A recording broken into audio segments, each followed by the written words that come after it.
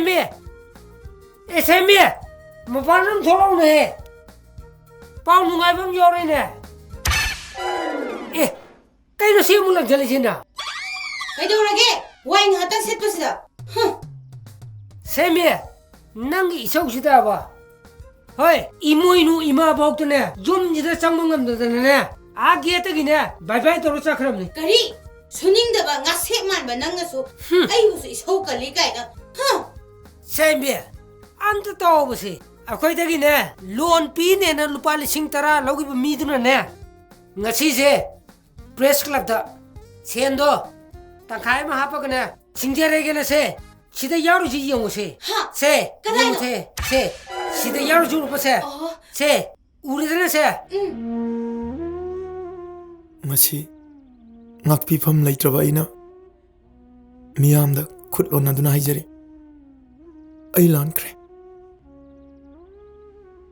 lan khiba du gidama ai bu ngakpi achouba namthak ama tawram gidama ai bu mayamna waro biramgani amuktang thengnarabadi khannuna khutum singduna ngairamgani ngasidi ai mayamgi mangda leplare mayamna pibiba chairakto ai isana yajai chairakto phangdringaida senpham dumadi aina soidana handokjagani mayamgi senpham do handokjadringaida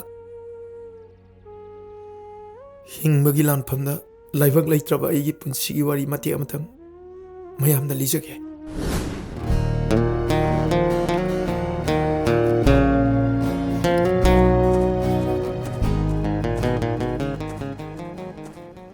tolo phangi nga leiri ne nga cha jena ahawbadi chaningrapon migi toliba sel singse hana singdoklaga kona chaba yabadubu bom nong yi lebak ne bom pokhaidana sidoi sorpodi puk khara thalauraga mi wathi jarasu sigibduna phatra puk thalauraga se puchangro asibu wanina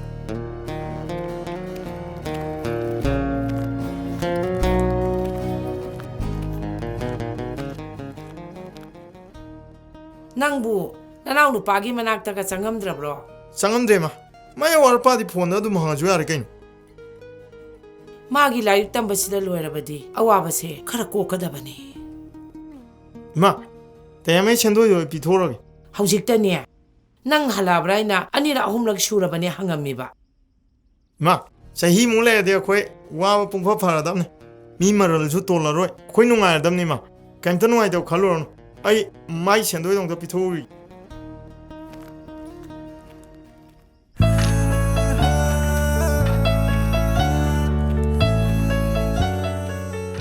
BA pass yarge room sipo kadomdo oijano mingonda hangsiro as mingonda hangadi ahanba karakpane je lain khangrani ikaidro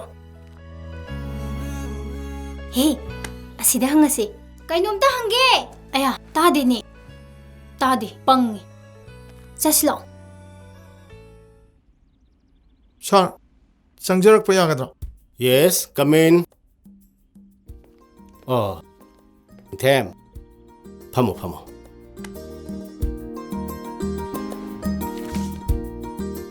them hojikti anoba government amala ene ko hoi sir ai khoine lai khurungudabasi salary chang naina phangba ban blockade tobidaba bomb top ki makhon tahan bidaba sir sinatra do mane sir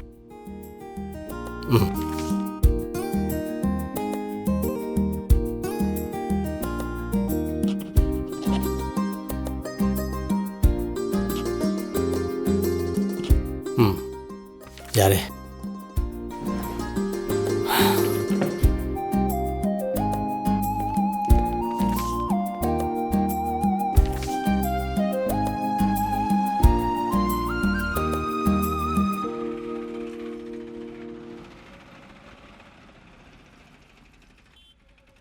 Aircel की recharge समता पियुबा होय यानी क्या की ओरबनो Aircel की 30 की recharge समता लोग जे काती लोगरे कापदी आगा यानी नंबर दो हमते इबिरमो ओ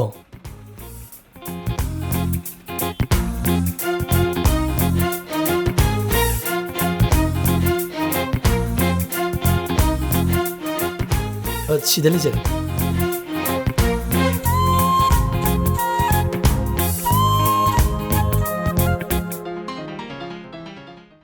नो छे 왜 따초기 볼래? 헬로? 따서? ꯅꯪꯕꯨ ꯀꯩꯀꯩ ꯑꯋꯥꯠ ꯑꯄꯥ ꯂꯩꯒꯦ? ꯀꯩꯁꯨ ꯂꯩꯇꯤꯌꯦ 따서.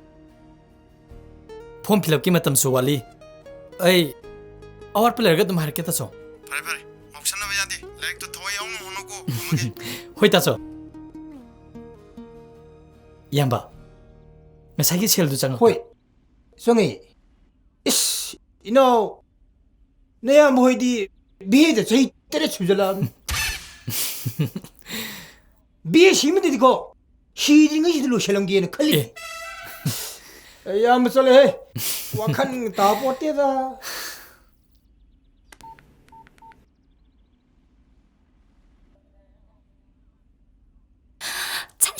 짠해.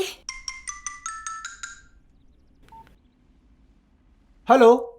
아, 까나. 시보 ngasai recharge kaphiba number do natro. 마네 아이네. Adudi aikhoni sa amta khangnaje na haige tawba. 야이. Adongi mingbu kai kogi. 아이게 밍디 앙어우 거웨. 아, 송이디. Aigi budi leibak lai kowi. 밍도 따다 sakdo yam fajaram도 말리고. Nangne hena fajaida. 강대다 이쇼리 그시입니다. Ado hayang second tinda cha glass amta thakminasi yagadro sa khangnanaba. 야야이. Adudi soina roisi. Yare thambage ko. 호이 파니. ꯑꯩꯈꯣꯏꯒꯤ ꯊꯕꯛꯀꯤ ꯁꯦꯟ ꯄꯤꯔꯨꯕ ꯇꯥꯅꯣꯕꯤꯟꯗꯣ ꯑꯩꯒꯤ ꯊꯕꯛ ꯍꯦꯛ ꯌꯥꯎꯔꯛꯄ ꯏꯀꯨꯏ ꯀꯨꯏꯗꯅ ꯃꯔꯥ ꯂꯩꯔꯦ ꯍꯥꯏꯗ ꯃꯁꯛ ꯈꯪꯗꯕꯁꯤꯡꯅ ꯍꯥꯠꯈꯤ. ꯀꯔꯤꯒꯨꯝꯕ ꯊꯕꯛꯇꯣ ꯌꯥꯎꯗ꯭ꯔꯤꯉꯩꯗ ꯑꯣꯏꯔꯝꯃꯗꯤ ꯑꯩꯈꯣꯏ ꯌꯥꯝ ꯋꯥꯔꯝꯒꯅꯤꯀꯣ. ꯋꯥꯔꯝꯒꯅꯤ. ꯊꯕꯛꯇꯣ ꯑꯃ ꯑꯣꯏꯅꯕ ꯍꯣꯠꯅꯕꯗ ꯏꯃꯥꯅ ꯄꯥꯡꯂꯛꯈꯤꯕ ꯌꯥꯝꯂꯕ ꯁꯦꯟ ꯅꯪꯅ ꯑꯩꯒꯤ ꯅꯥꯛꯇ ꯂꯩꯔꯝꯕꯒꯤ ꯂꯥꯏꯕꯛ ꯐꯕꯅꯤ. ꯑꯁꯤꯕꯨ ꯋꯥꯍꯟꯅꯦꯅ ꯅꯪꯕꯨ ꯑꯩꯒꯤ ꯀꯅꯥꯅꯣ? ꯃꯇꯝꯗꯣ ꯌꯥꯝ ꯋꯥꯔꯦ. ꯁꯦꯒꯥꯏꯔꯕ ꯕꯣꯔꯥ ꯃꯇꯠ ꯑꯃꯗ ꯈꯨꯁꯦ ꯇꯠꯄ ꯃꯈꯩ ꯂꯥꯏꯔꯤꯛ ꯄꯥꯔꯛꯄꯅꯦ. ꯑꯩꯅ ꯂꯥꯏꯔꯤꯛ ꯇꯝꯅꯕ ꯍꯣꯠꯅꯕꯗ ꯏꯃꯥꯅ ꯀꯌꯥꯗ ꯋꯥꯈꯤꯕ. ꯃꯗꯨꯒꯤ ꯂꯃꯟ ꯑꯣꯏꯅ ꯏꯅꯥꯎꯁꯤꯃꯗꯤ ꯑꯩꯈꯣꯏꯅꯤ ꯆꯪꯗꯅ ꯃꯤ ꯑꯣꯏꯅꯕ ꯍꯣꯠꯅꯁꯤ. ꯍꯣꯠꯅꯁꯦ.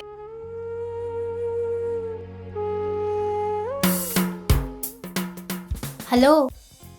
Aikhoi hotel sida leire. Seng namta habiruba kara yaurage. 아이 역설이. Yaure.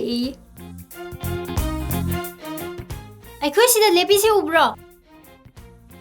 Aine white shirt blue pant chele. 우레 역설이. As. Mane yoksele haisibu udida. Karaino. Kara thuna lao. 나이도 와르만이 아이 그라 팅도 그래. 와르 비벼야 되고. 호텔지도 그냥 짜미는지. Kainone haisibo. Diki aina phaunaba number dubu. 마네 아이 셔먹네.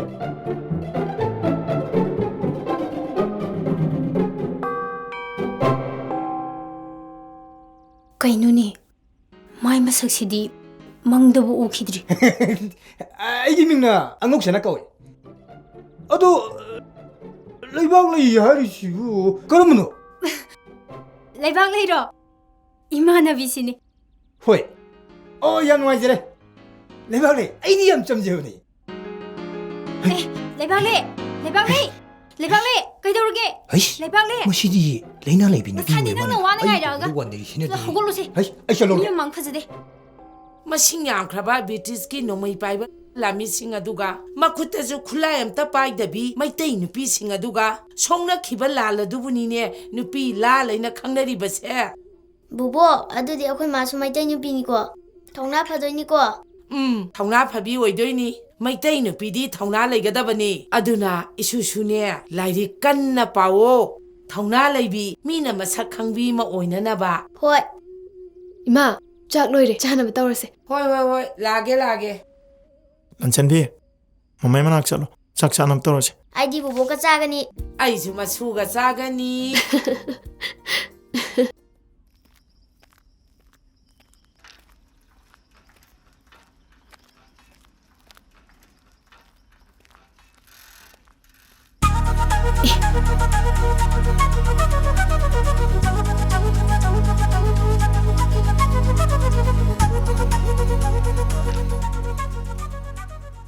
number si mai na tamali. Oh, second thori dom ta ngai khuo. Ngai khuo.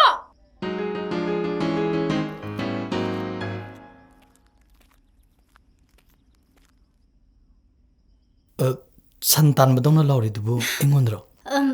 Kainomta sum hangge tawba. ꯌꯣꯠ plastic ꯀꯧꯇꯥ ꯌꯥꯗꯕ battery ꯂꯧꯕ ꯃꯤ ꯅꯠꯇꯦ ꯑꯩꯗꯤ. Ma, satho he. Plastic nga kauta hangba yolaga recharge happa lai sabidubu ai malurabo. My second jidi angak pinini.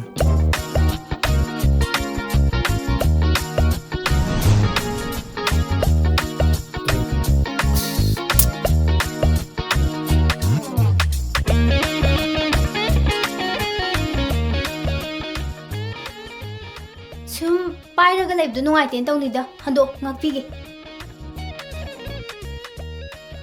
Second do paidrasu hojikti turaroi. Cycle stand si yam phajai. Phajabane. Angawba sangegidi asina break oirine. ꯑꯩꯗꯤ ꯄꯦꯔꯦꯠꯁꯨ ꯎꯕꯗ ꯉꯁꯥꯏꯗꯒꯤ ꯋꯥꯈꯜ ꯑꯃ. Pabungi leising chaibagine. Paibam se nungaitena akhoi di mi leijadamnina aina semdaruiba. ꯑꯩꯗꯤ ꯉꯁꯥꯏꯗꯒꯤ ꯋꯥꯔꯤ ꯐꯖꯅ ꯁꯥꯟꯅꯔꯤꯁꯤ ꯁꯛꯇꯤ ꯈꯪꯗ꯭ꯔꯤꯌꯦ. ꯑꯩꯅꯗꯤ ꯅꯪ ꯌꯥꯝ ꯐꯖꯅ ꯈꯪꯉꯤꯍꯦ. ꯑꯩꯕꯣ? ꯍꯣꯏ. ꯂꯥꯏ ꯍꯥꯏꯖꯦ ꯂꯩꯗꯤ ꯂꯩꯖꯥꯅꯤ. ꯀꯔꯤꯕꯣ? ꯀꯩꯁꯨ ꯅꯠꯇꯦ. ꯅꯨꯡꯇꯤꯒꯤ ꯅꯪ ꯁꯨꯝ ꯂꯝꯕꯤꯁꯤꯗ ꯆꯠꯄ꯭ꯔꯣ? ꯃꯔꯛ ꯃꯔꯛꯇ ꯆꯠꯂꯦ. ꯑꯣ, ꯇꯨ ꯑꯩꯈꯣꯏ ꯌꯨꯝ ꯑꯥꯗꯩꯁꯦ ꯑꯁꯤꯗꯅꯦꯕ. ꯑꯁꯤꯗꯅꯦ. Nong phadok sango cha haubam thakminase sen tingdebida. Oh, changake. Cho cho, thengani, chalo.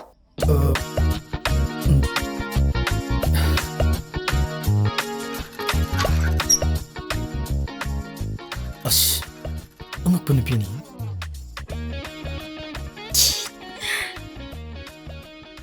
Lai haijisu ning bahubda ngai thongjaase sai te pisaneba.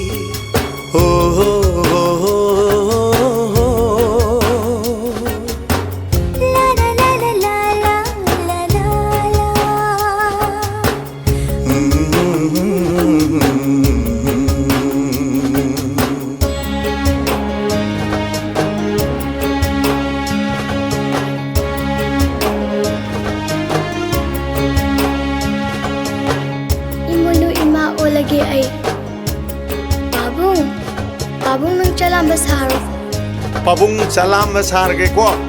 Se. Pabung ni nanggal da kakalo. Se. Kakalo se.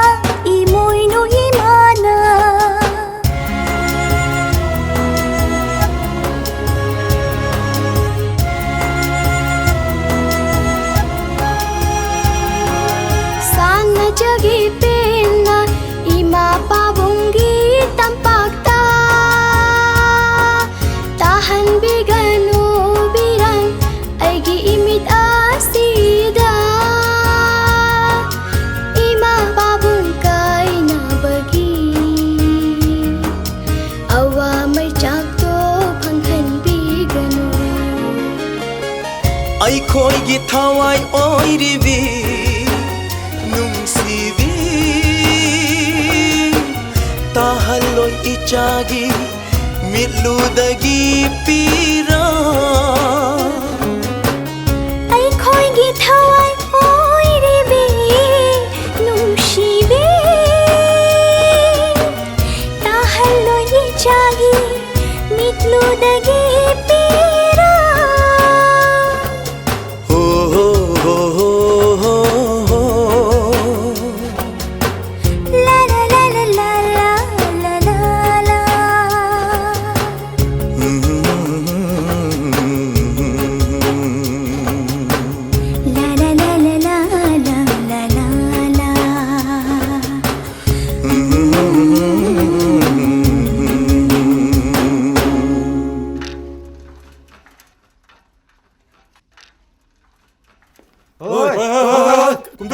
mayam to bisu kai no oi kumdra maji chani maji chalo mayam to bisu kai kai no no chalo chalo chalo ai ki doroge oi nang nupi anda karan tai chumbra nate ai di adunga mi du nati oi sengna yo nata na thoi mangani oi nang tok tana nang asing mani ai nai se asum mangak tane ai di yum pandri asing ba pakhang oi jari oi na chinthinu na sak thib jana taba huji pau na yum panti kaina oi kupang thajalo na oi da bangai kai gino asing bairo asing mani ai nai se asum mangak tane sengna yo nang ai nai se asing mangak tane doctor nang mabu ka je tha ta oine nang nupi thidri kaina nang na chalo na ha se nang na sum mane hai taragadi address ka naming giro iyo papadi yo oi tumne yu ka munna khangma mini sana trangi gino pape yu tumne yu ka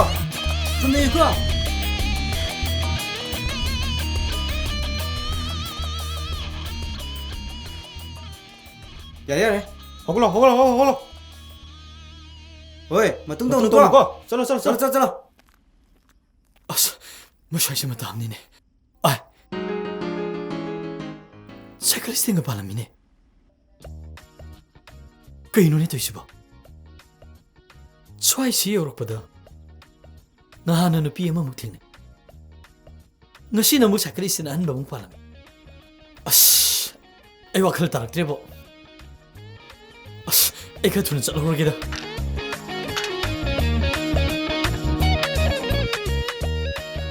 ise sida mai maming mathai arobane ꯀꯌꯥꯅꯣ ꯅꯣꯏ ꯁꯤꯕꯣ ꯆꯅꯤꯗꯤ ꯄꯤꯕꯤꯌꯨ ꯏꯆꯦ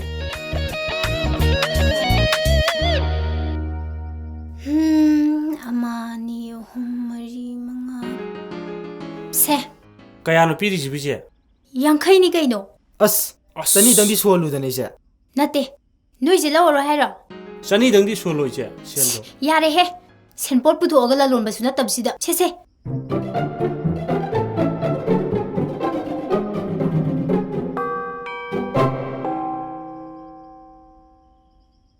이비에마나 영식이 미호이싱씨가 자기가 로이나 항기버시부 까리기노 이마 아이기세 생나 하라보다 마니가 콜레지 분나 이마 마니가 이마나비시가 ai khangge matam fattabasida hana yum yengba lakpa tare ne hoise hojikti laisabisu yam sinarabasida chummine nupado kanano kamdawbano kai lekai da leibano hana khangdokadaban 이비에마기 람두부 Kanchipur ꯍꯥꯏꯕꯅꯦ ꯏꯃꯥ ꯑꯗꯨꯗꯤ ꯆꯥꯁꯨ ꯊꯛꯑꯕꯅꯤꯅ ꯑꯩꯈꯣꯏ ꯑꯃꯨꯛ ꯆꯠꯂꯒꯦ ꯆꯠꯂꯣ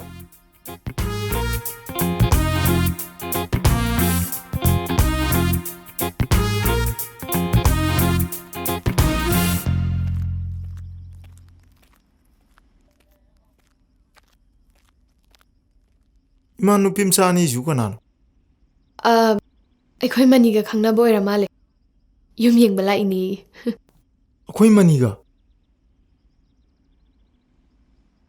खर ngang याद्रे लम याम हेंदुरी आंगांगसे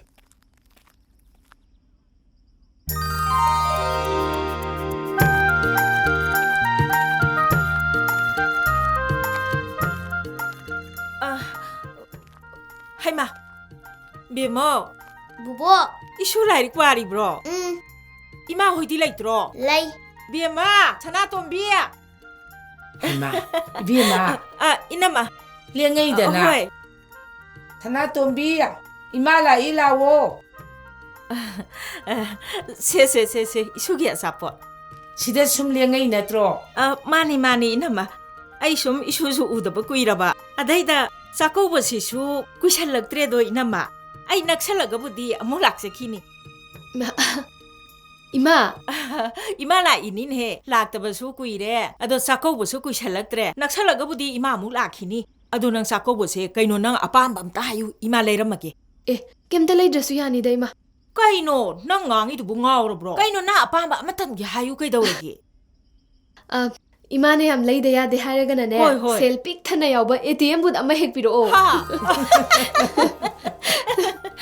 이천지디 마만 얌바 뽀까 아마따 레이루노 하라우나 짝자라 아마 짜미나라가 호이 호이 이나마 아도 이슈 토이비기디 까리 레이라모 하이바 하이로 ꯑꯩꯗꯤ ꯂꯥꯏꯗꯤ ꯑꯆꯧꯕ ꯑꯃ ꯂꯩꯔꯝꯃꯣ 라이디 아싸오바 호이 레이통수 nga이다나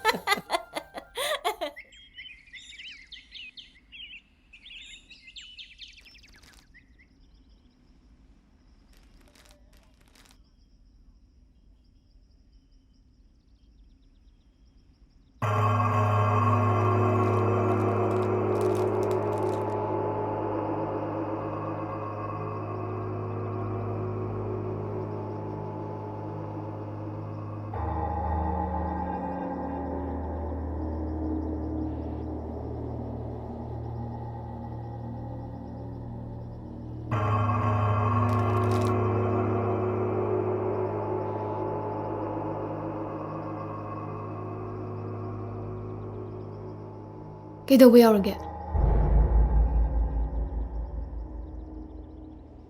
ꯑꯣꯐꯤꯁꯇ ꯉꯔꯥꯡ ꯂꯣꯏꯁꯤꯜꯍꯧꯗꯕ ꯑꯔꯨꯕ ꯊꯕꯛ ꯈꯔ ꯂꯩꯍꯧꯋꯤ ꯍꯧꯖꯤꯛꯇꯒꯤ ꯆꯠꯇꯣꯏꯕ ꯆꯠꯇꯕ ꯌꯥꯗꯕꯅꯤ 아이, 온통나 bungan greda. 미부 까나암때 락네드리네.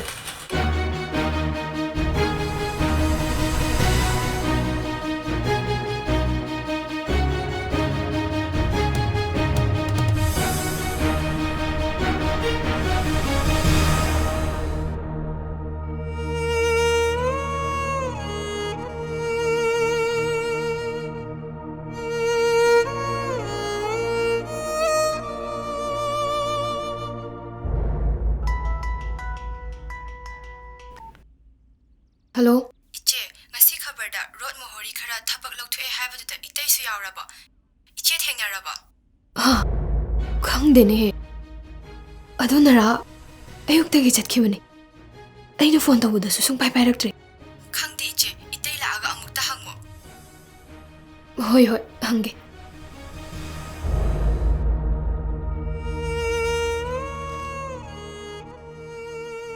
ꯁꯥꯔ ꯃꯁꯤꯗꯗꯤ ꯇꯧꯕꯤꯒꯅꯨ ꯊꯕꯛ ꯃꯆꯥꯁꯤꯅ ꯑꯩꯒꯤ ꯏꯃꯨꯡꯒꯤ ꯊꯋꯥꯏ ꯑꯣꯏꯖꯩꯅꯦ ꯁꯥꯔ ꯅꯤꯡꯊꯦꯝ ꯃꯁꯤꯗꯤ ꯑꯩꯅ ꯉꯝꯕ ꯅꯠꯇꯦ ꯃꯃꯥꯡꯒꯤ ꯒꯚꯔꯟꯃꯦꯟꯠꯅ ꯀꯦꯕꯤꯅꯦꯠ ꯗꯤꯁꯤꯖꯟ ꯂꯧꯔꯒ ꯍꯥꯞꯄꯝꯕ ꯄꯣꯁꯠ ꯅꯠꯇꯦ ꯑꯗꯨꯕꯨ ꯑꯅꯧꯕ ꯒꯚꯔꯟꯃꯦꯟꯠ ꯑꯁꯤꯅ ꯑꯍꯦꯟꯕ ꯄꯣꯁꯠꯅꯤ ꯍꯥꯏꯗꯨꯅ ꯂꯧꯊꯣꯛꯄꯤꯔꯦ ꯄꯨꯟꯅ ꯃꯤꯑꯣꯏ 35ꯅꯤ ꯑꯩꯈꯣꯏꯒꯤ ꯑꯣꯐꯤꯁꯇꯒꯤꯗꯤ ꯅꯪꯒ ꯇꯣꯝꯕꯒꯅꯤ ꯌꯥꯎꯔꯤꯁꯦ ꯏꯌꯥꯝꯕꯁꯨ ꯅꯈꯣꯏꯒꯤ ꯈꯟꯕꯗ ꯌꯥꯝ ꯅꯨꯡꯉꯥꯏꯇꯦ ꯑꯗꯨꯕꯨ ꯍꯟꯗꯛꯀꯤ ꯃꯇꯥꯡꯁꯤꯗꯤ ꯏꯌꯥꯝꯕ ꯄꯥꯝꯕꯩ ꯂꯩꯇꯦ ꯅꯪ ꯋꯥꯔꯨꯅꯨꯀꯣ ꯆꯠꯂꯣ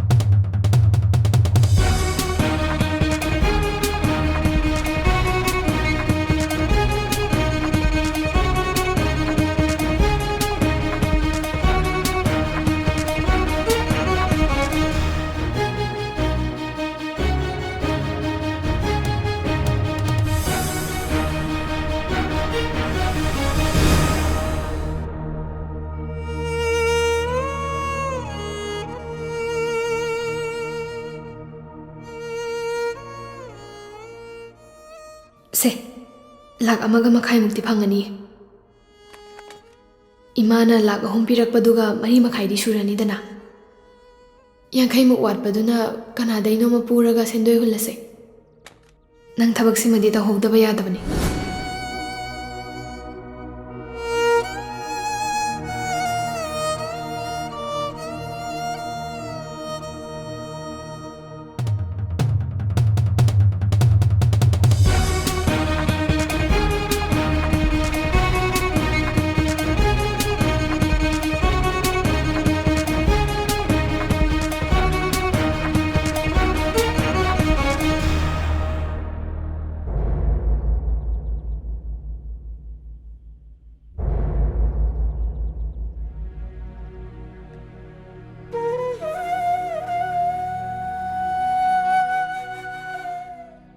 이마, ngасai ayuktagina ina phone tawrise.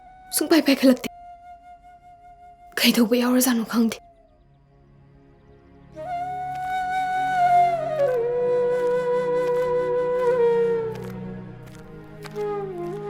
Imagi ningthe, imagi bungo. Tariba pawchi achumbara. Sengda khumo. Imada sengnam tayo. Tariba pawchi achumbara. Achumbaro. Achumbane. Kari haiba. Achumbani haiba. Ima. Pawase. Akoi mani da khangan me yade. Magi like tamada kaigani. Adu gyam sendu mangadaba. Migi marana. Kadaidagi lawraga singadoriba.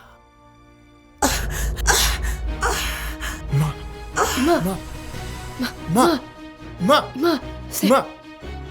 Mitam tapango sa ima. Ima. Ising ka pubiro. Ima. Se. Kisu tawray se. Mitpango sa ima.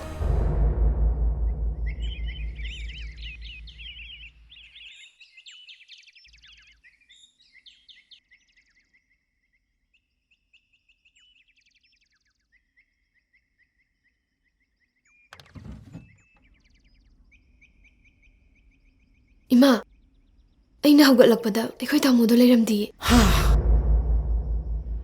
Asunga na madi kaday sa disano. Imaw sidi hena suwaru kinuda. Aina khangi mahak aramba lambida satlamoy. Ingo nangi sakawbado sataba yadabani ko.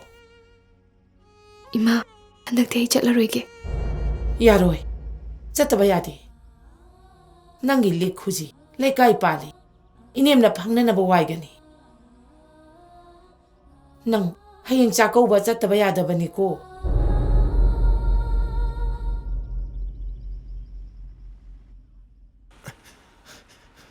kaitang turon he kaitang turo poro kaitang turo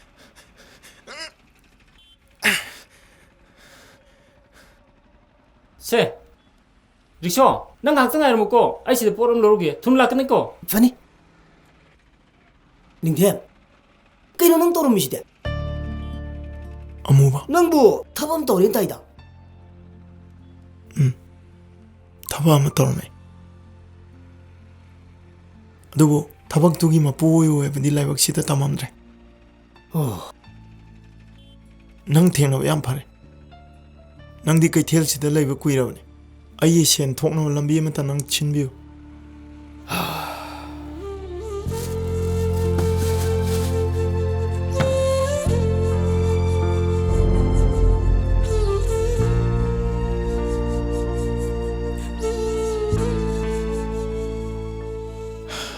ꯑꯉꯥꯡ ꯇꯨꯝꯈ꯭ꯔꯕ ꯇꯨꯝꯈ꯭ꯔꯦ ꯑꯌꯨꯛꯇꯒꯤ ꯀꯗꯥꯏ ꯆꯠꯂꯨꯒꯦ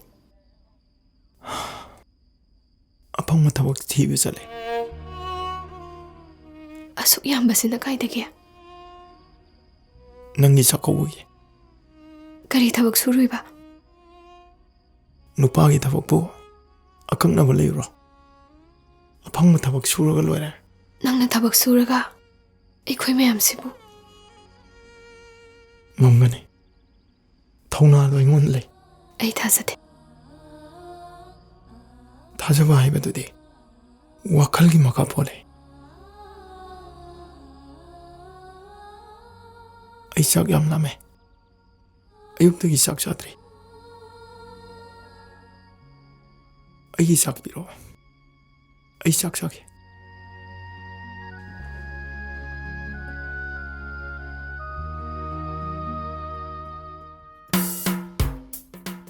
ꯑꯦ ꯀꯩꯗꯧꯔꯤ ꯏꯕꯦꯝꯃ ꯅꯪ ꯆꯥꯛ ꯏꯁꯤꯡ ꯑꯝꯇ ꯊꯣꯡꯗꯅ ꯐꯝ ꯂꯩꯔꯕꯗꯤ ꯄꯥꯕꯨꯡ ꯉꯁꯤꯁꯦ ꯍꯤꯌꯥꯡꯒꯩꯒꯤ ꯅꯤꯅꯤ ꯄꯥꯟꯕ ꯅꯤꯉꯣꯜ ꯆꯥꯛꯀꯧꯕ ꯅꯨꯃꯤꯠꯅꯤꯀꯣ ꯃꯥꯅꯦ ꯆꯍꯤ ꯑꯃꯒꯤ ꯃꯅꯨꯡꯗ ꯑꯃꯨꯛꯇꯪ ꯂꯥꯛꯄ ꯅꯤꯉꯣꯜꯁꯤꯡꯒꯤ ꯈ꯭ꯋꯥꯏꯗꯒꯤ ꯅꯨꯡꯉꯥꯏꯔꯕ ꯅꯨꯃꯤꯠ ꯑꯗꯣ ꯉꯁꯤꯁꯤꯅꯤ ꯑꯗꯣ ꯄꯥꯕꯨꯡ ꯃꯊꯪ ꯆꯍꯤꯗꯒꯤꯗꯤ ꯑꯩ ꯌꯨꯝꯁꯤꯗ ꯑꯩ ꯄꯥꯕꯨꯡꯗꯒꯤ ꯈꯨꯗꯣꯜ ꯄꯣꯠ ꯂꯧꯕ ꯑꯣꯏꯅ ꯂꯥꯛꯑꯒꯦ ꯍꯥ ꯑꯦ ꯑꯗꯨꯗꯤ ꯅꯪꯗꯤ ꯂꯥꯏꯔꯤꯛ ꯇꯝꯕꯗꯤ ꯇꯣꯛꯄ ꯇꯥꯔꯦ ꯍꯣꯏꯗ ꯂꯥꯏꯔꯤꯛ ꯑꯗꯨꯗꯤ ꯍꯌꯦꯡ ꯍꯟꯅꯨꯔ ꯐꯥꯎꯕ ꯇꯝ ꯌꯥꯏ ꯑꯗꯣ ꯑꯄꯥꯝꯕ ꯄꯣꯠ ꯍꯥꯏꯗꯨꯗꯤ ꯃꯇꯝ ꯅꯥꯏꯕꯅꯤ ꯉꯥꯏꯈꯣ ꯏꯆꯥꯒꯤ ꯍꯦꯔꯣꯗꯨꯕꯨ ꯀꯝꯗꯧꯕꯖꯥꯠꯅꯣ ꯌꯥꯝ ꯐꯩꯌꯦ ꯄꯥꯕꯨꯡ ꯃꯌꯨꯝ ꯌꯧꯔꯝꯅꯤ ꯁꯥꯔꯚꯦ ꯔꯦꯀꯣꯔꯗꯇꯣ ꯑꯩꯉꯣꯟꯗ ꯂꯩꯔꯝꯅꯤ ꯍꯥ ꯏꯆꯥꯕꯨ ꯃꯌꯨꯝ ꯀꯥꯁꯨ ꯌꯦꯡꯉꯨꯔꯕ꯭ꯔꯣ ꯌꯥꯝ ꯐꯩꯌꯦ ꯄꯥꯕꯨꯡ 이몽도 미싱 ꯌꯥꯝꯗꯦ 인컴 내매 ꯑꯗꯨꯒ ꯍꯤꯡꯕꯗꯁꯨ ꯌꯥꯝ ꯅꯨꯡꯉꯥꯏꯅꯤ 누파도 고파 아마 ꯂꯝꯖꯦꯟ ꯌꯥꯎꯍꯜꯂꯒ ꯂꯝꯕꯤꯒꯤ ꯃꯇꯥꯏꯗꯒꯤ ꯊꯧꯅꯥ ꯑꯝꯇꯪ ꯄꯤꯕꯗ ꯃꯅꯥ ꯐꯪꯒꯗꯕꯅꯤ ꯈꯪꯕ꯭ꯔꯥ ꯒꯨꯗ ꯑꯗꯨꯒꯨꯝꯕ ꯑꯐꯕ ꯃꯤꯑꯣꯏ ꯑꯣꯏꯔꯕꯗꯤ ꯑꯜꯂꯅꯨ ꯏꯆꯥꯁꯤꯗꯤ ꯀꯣ ꯃꯤꯅ ꯏꯀꯥꯏ ꯈꯪꯗꯦ ꯍꯥꯏꯖꯁꯅꯨ ꯀꯩꯊꯦꯜ ꯁꯟꯅ ꯃꯥꯅ ꯄꯥꯝꯃꯤ ꯄꯣꯠꯇꯨ ꯍꯦꯛ ꯐꯪꯗ꯭ꯔꯤ ꯐꯥꯎꯕ ꯃꯃꯩꯗꯨ ꯄꯣꯗꯣꯅ ꯆꯨꯔ ꯐꯥꯎꯕ ꯆꯠꯇꯦꯗꯅ ꯅꯪꯁꯨ ꯅꯃꯥ ꯂꯧꯏ ꯍꯥꯏ 이빠 야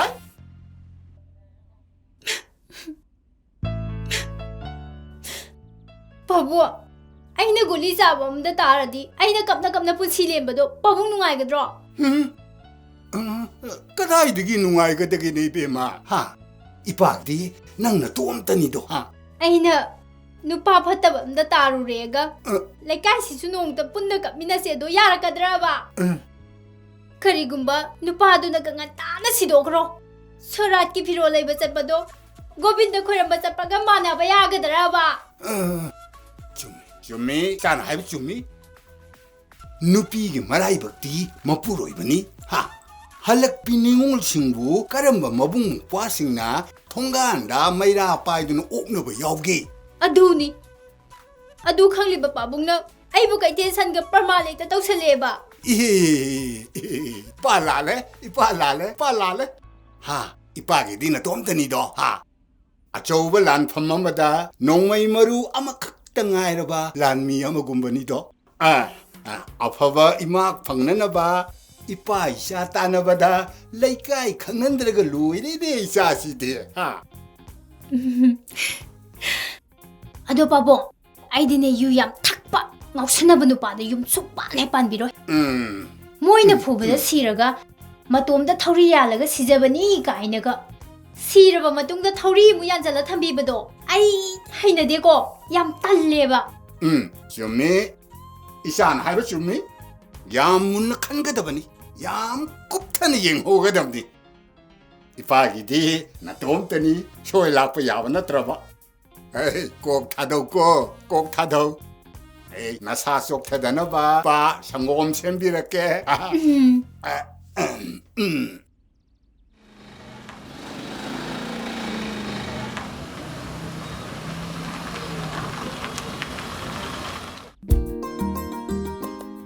이때마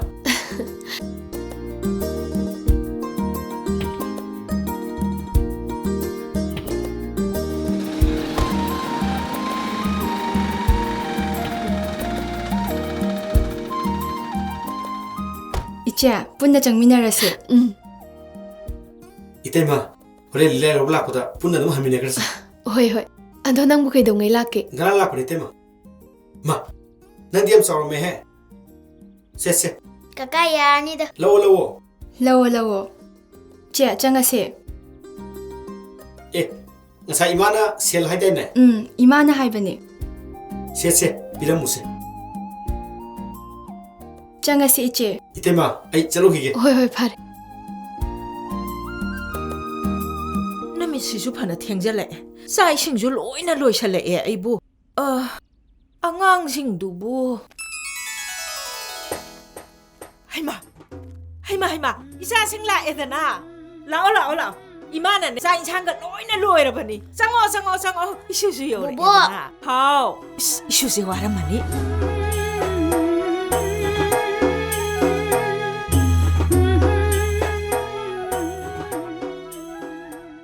ꯑꯉꯥꯡ ꯁꯥꯅꯣꯏꯕꯨ ꯍꯥꯎꯇ꯭ꯔꯕꯣ ꯌꯥꯝ ꯍꯥꯎꯋꯦ ꯏꯃꯥ ꯆꯥꯎ ꯆꯥꯎ ꯆꯥꯎ ꯂꯟꯆꯦꯟꯕꯤ 이슈ꯒꯤ ꯀꯔꯤ ꯍꯥꯞꯄꯛꯎꯒꯦ ꯌꯥꯔꯅꯤ ꯕꯨꯕꯣ ꯍꯥꯎꯕ꯭ꯔꯣ ꯍꯥꯎꯋꯤ 이마ꯅ ꯊꯣꯡꯕ ꯏꯟꯁꯥꯡꯁꯦ ꯍꯧꯖꯤꯛꯐꯥꯎ ꯍꯦꯛ ꯍꯟꯗ꯭ꯔꯤꯍꯦ ꯌꯥꯝ ꯍꯥꯎꯋꯦ ꯆꯥꯁꯥ ꯁꯦ ꯈꯪꯗ꯭ꯔꯦ 이ꯕꯦꯝꯃ 이마ꯅ ꯇꯧꯔꯤꯁꯦ ꯁꯦ ꯌꯥꯔꯦꯗ ꯊꯨꯡꯕ ꯊꯨꯡꯗꯕ ꯅꯨꯡꯉꯥꯏ ꯌꯥꯏꯐꯅ ꯇꯦꯛꯇ ꯀꯥꯏꯗꯅ ꯄꯥꯜꯂꯨꯀꯣ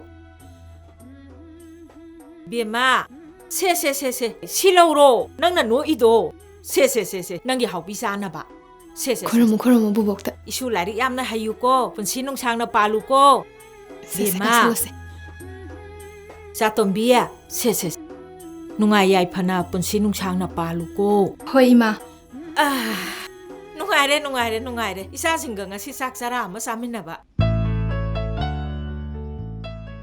ꯆꯠꯈ꯭ꯔꯖꯥꯠꯂꯣ ꯊꯣꯛꯈꯤꯕꯗꯤ ꯎꯗꯦꯀꯣ ꯆꯠꯂꯝꯈꯤꯔꯣꯏꯍꯦ ꯅꯪꯒꯤ ꯃꯣꯕꯥꯏꯜꯗꯨꯗ ꯔꯦꯗꯤ ꯇꯧ ꯂꯥꯏꯔꯤꯛꯇꯤ ꯇꯝ ꯇꯝꯍꯧꯗ꯭ꯔꯦ ꯆꯍꯤꯗꯤ ꯂꯣꯏꯁꯤꯜꯂꯛꯀꯗꯧꯔꯦ ꯂꯝꯗꯝꯁꯤꯗ ꯄꯣꯛꯕ ꯑꯩꯈꯣꯏꯒꯤ ꯏꯔꯥꯏꯕꯛ ꯇꯥꯔꯦꯗꯅ ꯍꯦ ꯂꯥꯛꯑꯦ ꯁꯤꯗ ꯑꯩ ꯂꯥꯏꯕ꯭ꯔꯦꯔꯤꯗ ꯂꯥꯏꯔꯤꯛ ꯑꯝꯇ ꯌꯦꯡꯉꯨꯒꯦ ꯂꯩꯔꯝꯃꯨꯀꯣ ꯍꯣꯏ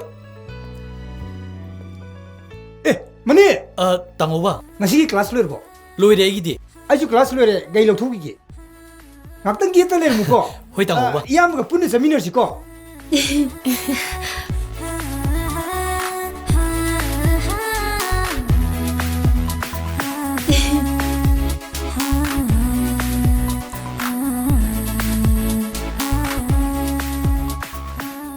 ꯐꯣꯇꯣ ꯁꯦꯝꯗꯣꯏꯁꯤ ꯁꯤꯔꯥ ꯀꯗꯥꯏꯗꯩꯅꯣꯗ ꯅꯠꯇꯦ ꯀꯗꯥꯏꯗ ꯌꯧꯁꯤꯜꯂꯛꯏꯕ ꯑꯐ꯭ꯔꯤꯀꯥꯒꯤ ꯌꯣꯡꯅꯣ ꯈꯪꯗꯦ ꯁꯤꯔꯥ ꯑꯣ ꯁꯤꯅꯦ ꯍꯌꯦꯡ ꯊꯨꯡꯅꯔꯀꯥꯟꯗ ꯗꯨꯀꯥꯟꯗ ꯄꯨꯂꯞ ꯑꯝꯇꯗꯤ ꯂꯥꯛꯄꯤꯌꯨꯀꯣ ꯊꯨꯡꯕꯨ ꯊꯨꯡꯅꯔꯗꯤ ꯁꯣꯏꯗꯅ ꯂꯥꯛꯆꯒꯦ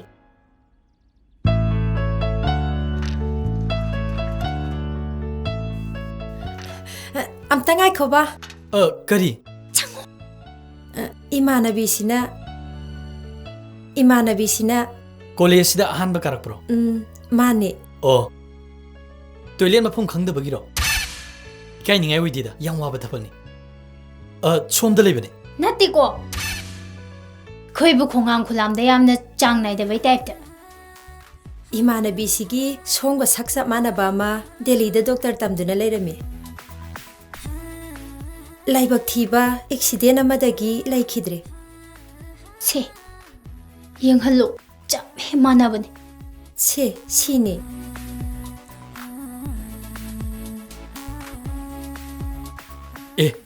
ꯁꯝꯕ꯭ꯔꯨꯁꯤ ꯑꯁꯦꯡꯕꯅꯤꯀꯣ ꯑꯁꯦꯡꯕꯅꯦꯍꯦ ꯄꯣꯛꯄꯗ ꯃꯁꯥꯒꯤ ꯌꯧꯖꯔꯛꯄꯅꯦ ꯑꯣ ꯑꯩ ꯀ꯭ꯂꯥꯁ ꯃꯇꯝ ꯌꯧꯔꯦ ꯑꯃꯨꯛꯇ ꯆꯪꯉꯨꯈꯤꯒꯦ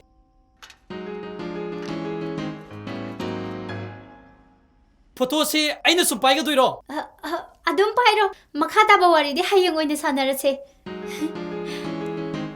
ꯅꯪꯁꯤꯗꯤ 이ꯕꯦꯝꯃ ꯄꯨꯔꯥ ꯂꯥꯏꯅꯤꯍꯦ ꯍꯥꯏ ꯏꯟꯇꯔꯅꯦꯠꯀꯤ ꯃꯇꯝꯅꯤ ꯍꯌꯦꯡ ꯐꯥꯎꯒꯤ ꯃꯅꯨꯡꯗ ꯌꯥꯅꯕ ꯊꯦꯝꯒꯗꯕꯅꯤ ꯈꯪꯉꯤꯗꯅ ꯆꯠꯁꯤ ꯂꯥꯛꯑꯣ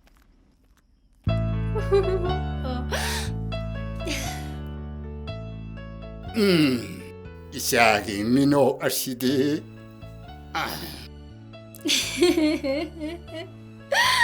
아둑 타와이 따는 노 이베두기 마람 빠 강능 그래다 पाबुं 아이기 란펌도 마이 빡도래 하이바 이샤기 란펌 마이 빡도 호이 따바데 암누마이 아이금비 럭싱로이비나 짜누비만 방자바 하이바세 पाबुं기 चाउथौचानिगाई नत्तरा हाइबा 주미 마차 파트랍디 마마 마빠 와 이샤기 담았대디 에이 적톡제리네 바보, ngasi디 ay wakalse khotong ngayamniko.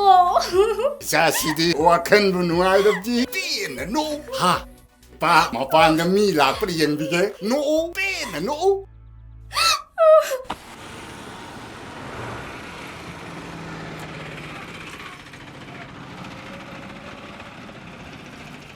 Hey, nang bung haktani hariga kardu pukhi ben natro. Uji pung tara ma thoi tari ne se. Uji pa halak ta ba. Ha. Papa, ay halak to re. Yare. Nang se ai na masak mun khanga bani ko. Thamo. Ke ha de no ne se. Ma bu poi ba ma pa ingon da phau minam bang ma ba. Kaya da discipline le khitra ba. Ma khoi sing sin na yeng tungi yumbire loi gani hari bani ne. Rikshaw, ang tangay ko. PWD office pa sa sira. Hoy, yani kakat piyo. Oo.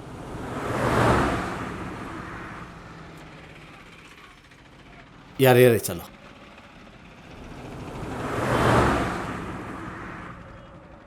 Yare. Kamo.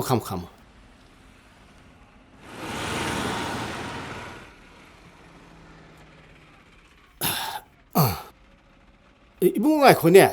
Nangi sen pidri ne. Yajare sa, ay sen lokjararoige. Hai. Ningthem. Nang. Sa, ay amuk chacharugi. Ay na di, magi mateng karisu panghung khide. Aduga magi lamandi, ay ngonda tol hore.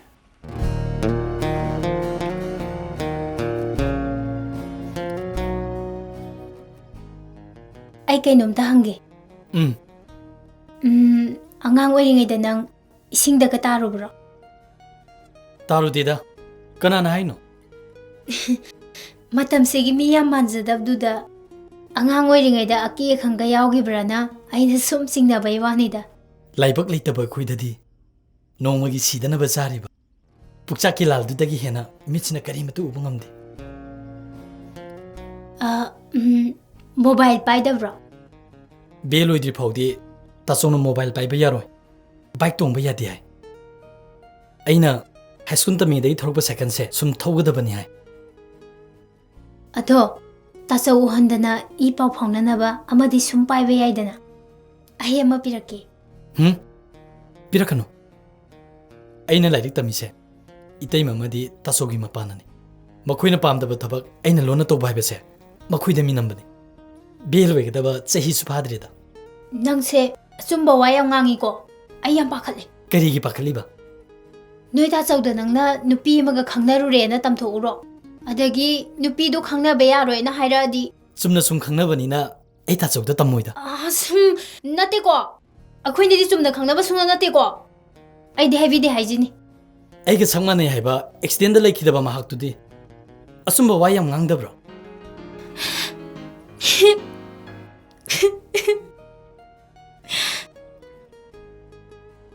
Mabu ningsanga aduda ai wa khayam nungaiti. Punsi haibasiti tamba ngamba nateda. Tien khaba miyobagi mapok asida lan tongna duna ekhoi masen hatona baibase tawdabadi pharabani. Mina lan tawgera kumai tawgera akhoi di yawrisi ko. Amaju accident da laigidre. Nangna mung lan jawgradi aidi kaithena phi mayo mamaga che khunba chatlani haiba.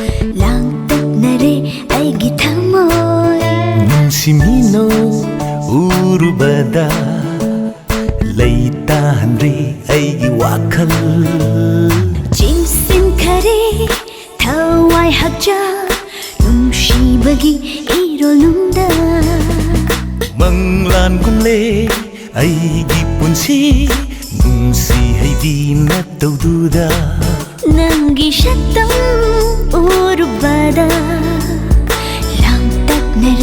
ꯑꯩꯒꯤ ꯊꯃꯣꯏ ꯅꯨꯡꯁꯤꯃꯤꯅꯣ ꯎꯔꯨꯕꯗ ꯂꯩꯇꯥꯍꯟꯗꯦ ꯑꯩꯒꯤ ꯋꯥꯈꯜ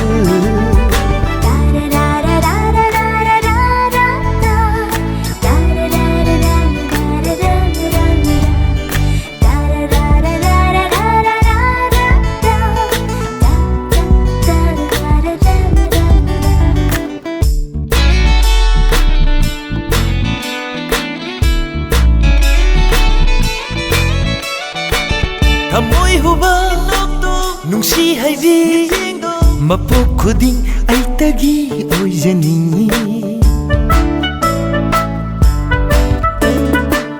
ꯈꯣꯏꯊꯨꯝꯂꯕꯤ ꯅꯪꯒꯤ ꯆꯝꯂꯕ ꯋꯥꯍꯩꯅ ꯊꯃꯣꯏꯗ ꯍꯟꯖꯤꯟ ꯍꯟꯖꯤꯟ ꯌꯩꯔꯔꯦ ꯌꯦꯡꯂꯨ ꯈꯨꯗꯤꯡꯃꯛꯇ ꯄꯦꯟꯕ ꯅꯥꯏꯗ꯭ꯔꯕ ꯊꯋꯥꯏ ꯑꯣꯏꯕ ꯑꯣ ꯅꯪꯕꯨ ꯅꯨꯡꯁꯤꯕ ꯅꯤꯡꯉꯣꯜ ꯑꯣꯏꯕꯤ ꯃꯄꯣꯛꯁꯤꯅ ꯅꯨꯡꯁꯤ ꯀꯔꯝꯅ ꯐꯣꯡꯂꯁꯤꯒꯦ ꯅꯪꯒꯤ ꯁꯛꯇꯝ ꯎꯔꯨꯕꯗ ꯂꯥꯡꯇꯛꯅꯔꯦ ꯑꯩꯒꯤ ꯊꯃꯣꯏ ꯅꯨꯡꯁꯤꯃꯤꯅꯣ ꯎꯔꯨꯕꯗ ꯂꯩꯇꯥꯍꯟꯗꯦ ꯑꯩꯒꯤ ꯋꯥꯈꯜ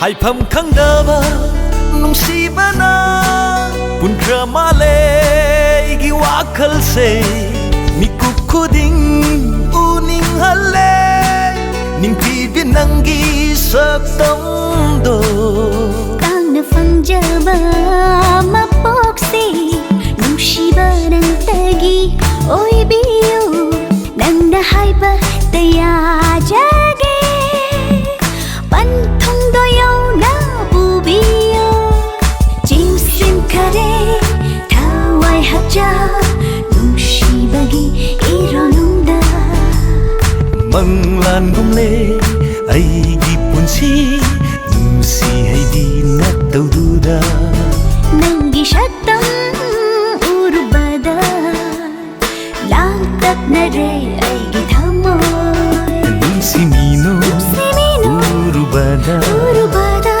레이타한레 아이기 와칸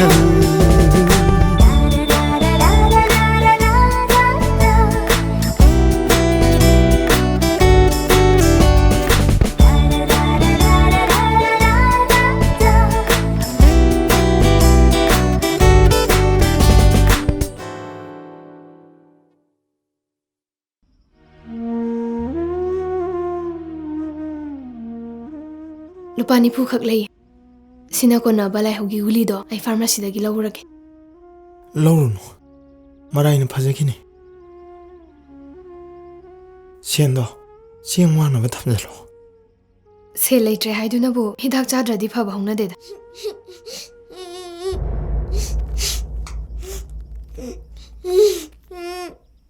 ibungo kaidore tamunga sidi waru girano angang si thamjaramage थानी सुरे आगांगी सेट बिबिदबा से कब कनो से सुमाय सुम तबिरबदे खोइ करि चाइ हिमाबनो चुमे इनाउना हाइरिदो याम चुमे हंदक्ति याम पांबई अमा लैतबदुदा तवने नुमित मरी मंगानी दंगदी येंगबियो पांबई लैतबे याम होय गुंबगी आगांग मरी मंगा सेन पिरदो खोइ करि चागने सुमनगे लुपा लिसिंग अनि हमखो लेमजब थबकसिदा ब्लॉकेट के मतमदा स्कूल लेपदि यादमनिना थावरी तरम लल पासनी देन सहम बोकने हालसे आई योगजरी याबा वारोगी Kapno ibungo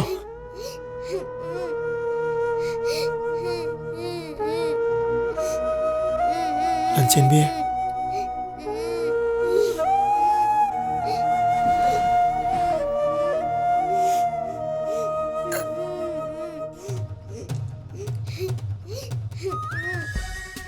kapanu se pabungna hayengdagi school soidana kahangani kapkanu se to se kese to roise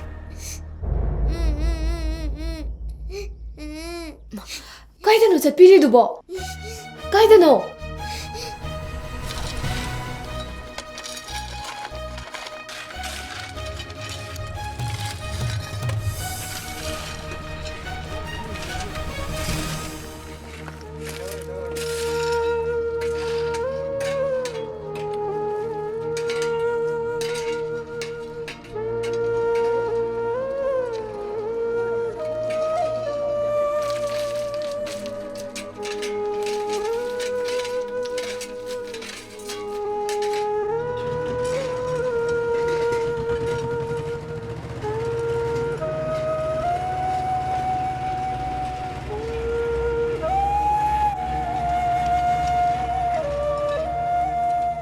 런센비 이마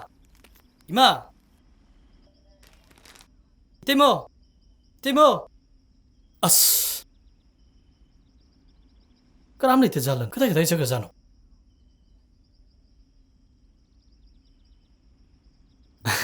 이때마 에이 폼 필럽기 셀로 볼라이네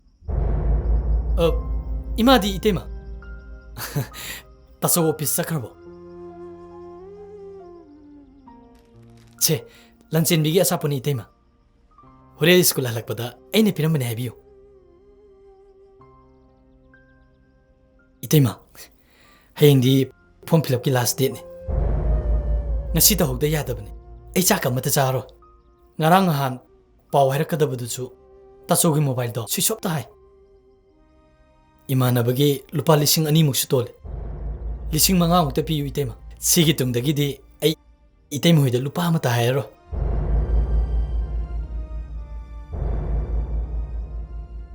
itema kidore to milera de hakchang ngamdra bo itema ai gi chana laik tamba phangdrabasu nangdi tam 이때마 아이기 학장 볼랑세 연가다보다 가이래 이때마 그리노 이때만 하이비리시바 아이 와칸 다방감들 이밤당이 보락바 얌로바 사나루파싱도 이몽시기 헛나바다 뿡로이로이 그래 아이디 어와바 마삭 강다나 호락바네 분시시다 asuk waba chaina ma phanglakpase aidi khangba ngamde nakhongna khosu tekpa na taba noina karigino ekhoi gi lengbanda sumtongna bo hotnarise 이때마디 미니 가이 쿤나바 아소보 사기 잡다기 락빈 북실 짜오비니나 이나 칼로 어두보 따송나 타파 마차 아마 또키베다기 코아이데기 북실 픽바누 비호이기 kariya nangi na bana pugi sagai asiga ai sagai duga dilambana ti aduga ikhoi mu pukchel chaw su leiramoi 이때마 살라동비 ai ngasai 따게나 따버니 năng 파라바수 파트라바수 사가예스기 몽니 낭네 용마시다 살라루파 크라 부자라바수 아이기 라이워 크라바이 뿌로에바 아마디 사가예스부 반나 사이바디 낭 좀 되다나 야레 이마수 아이나 강가바니 까리 ngasi는 ngasi oi kre asiguma wahija matungda amu hanna panba tarabadi aibu phati haiganu nang si imu ngasina sugyanna wara phawda nang kari cholige hingnabagi langphammasida nangguba kaya nongju nungsa khaktana chanarine mado aina tawhanbro napamdai khara pire haidanabu napuroibagi sagaibu hanthadna ngangbadi waraktabini tai he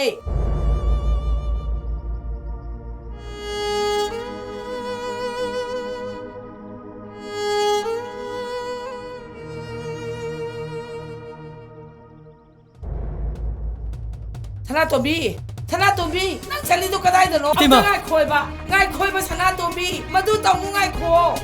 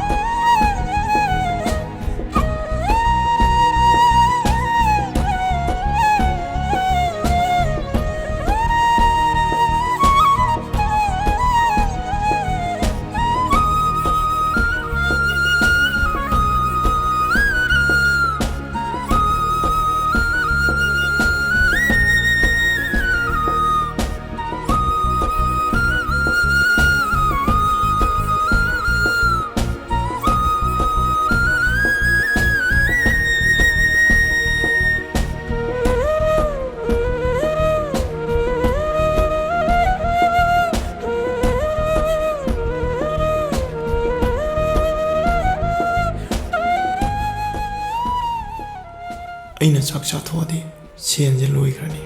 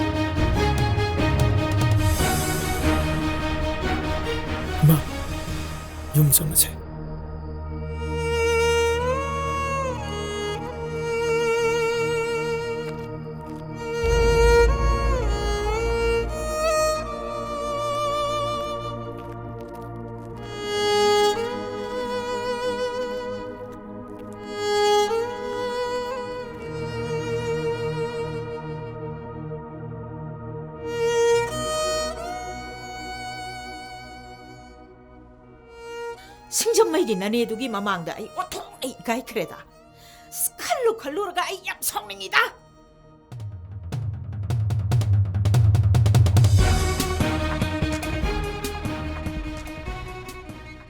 나네두나네 이나마 거의 사나토미부 빰자바 누파 아말레 누파도수 얌 파이 이몽 마농도수 얌 농아이 마마 마파도수 아소부 타박 따위 하이바부 낭나 핵 야드드나 토거니 사나토미기 파자바 마삭도 우바다 마마우 얌 오이닝에 예 아도 누파 마사도 닥터 tammiye ye adu loishalhan khige aduna sanatombi sune angang oiribanina larik makha dum tamhallu loisan khinsanu haidana ahal masen haina dana lairingai sida nangna nangondagi sahi su kokthong ama hanba thabak ama kari ma tawbusu nataba lairaba masa khambadu chen girba natran he nangbo yengo nane duna silamba nupa adu dine hojik doctor oikhre aiga thengna khudingine nane duna hani 이나마 사나토미기 누파두부 까리 타박 따오게 모두다 이는 이까이다나네 오피사르 마사마 올제레노 콤미바니네 콤미바 한다 우슬나시나 아 모이 PWD에도다 타박 마사마 까리노 롯 모호리 브라카이노 아두 올제레나 하라우루이 마두수모 아 사르카르기 까리노 아두니 아다니에나 마팜마랑 캉데나 무 깍탄피그래 타박도기 비루바 루파 락 망아 타룩도수 망에다나 하 호직티 닝데엠나 아토파 타바 아마 tawbai chahisu hendokhreba sel lamchenbi imung manungsu khatnare nangbu sumana nungsibidre aina atoklamna tawkhiba sing lamchenbi loina kawkhre ai thamoi pau sa iko ai thawai pabung lai mama pabung la aure sa iko babu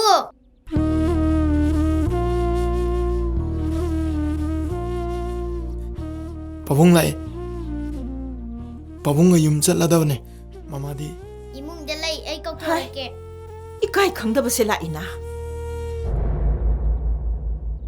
hey nangdi kaidoba la iba imai angang singse nangbu nupi angang natu na sa nungsiba khangbrane mama pabung la yum chalas lao yum chalas lao 아이기 이사누피세 아팡바 그라 비자라가 망압다 터리 투르가 탐바야바 산내나 칸브라나 하 이사기다 막 아이나 비키바 아랑거 사나루 파마얌도 그다이 사크라게 나마나바 싱나 파자파자바 가리 똥다나 누피양아무 누아이나 탐나바 호네 하두가 낭나 싹미바 먹음나 nga시디 아이기 이사누피세 낭나 마쿠 참메레가네 싹미바 꽉찬짜빠다 뿌게 하리브라 Imana hairido yam chum ayi punside ima hoyi laman yam tole makhut punduna phamnaga laibak ta taisan ma misak to dinate hek hairuraga laibak ta tainaba nangi laibak sibo karamba laibak no hangba yawa wangni ma adubu ai honagani ayi punsigi misangda laibang na nomadi soidan lepirakini khat oiroi mongpham sangba tandana lambi gi maira oibadi yaroi hujiki matamdadine tha thawal misaki mangal phawga leiteng khaktagi oirabani nang arang ban numit ki mangal oina na ba honau imagi haibi da basing loirba hai ai nangi wata ningde ai gi sanupi se nangi yumdudadine laine na khallaga laga thamgadabani khangabra nangi nama nanang upana aigi isagi mathakta wangang ba yabra ima ma bong tu na jagi yaroi ima yare nang mi halugera huralugera nang thokpa ma tawkhro yare nang na ne matik chaba sen paiba mi ma werba matamdane imung sida lao ai matamdudane aigi isanupi se nangi na khutta sinage salo chakhro adong amdri bhawnang amu hana lakano mama pabung cheki doreba lao segolo lao ba mama chakhro salo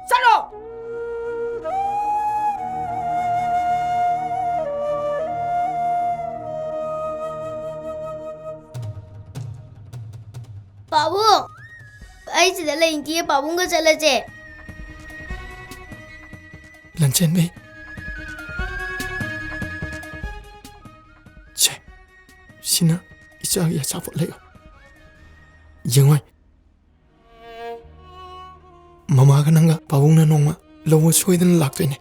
Mama ki nakta nang nungai na ler mo ko. Isa di mar mo ko ne. Pabung chalak.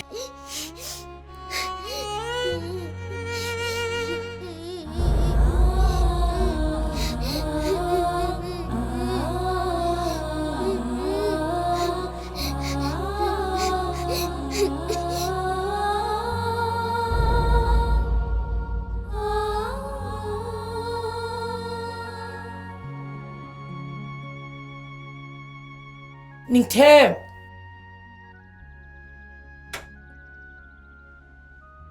Sanatombiga isuga kaunina chakibdai nangbo chaludraba nangbo makhudi kadai Chaloi. Aduga makhudi kadai Yumduna matam khara leijarasana. Kaino nangna ngangi basibo Madubu sanaba yabo waro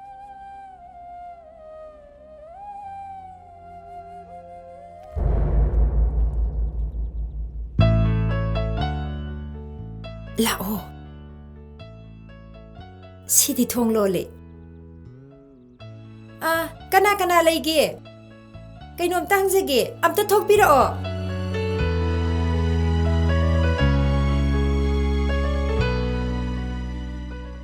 Mana ibu nungsibusi asukki matik nungsibajani ainu leiba mafam khuding mana kochi chiri bore Sida mani kauba ma khangbibra ai wakhal ma torure mani di chakre thangana leriba loliba kaje mana leram baini Kai sakino haisibo mayumdani kuire phum biloku shilong ni chakraga adam halaktre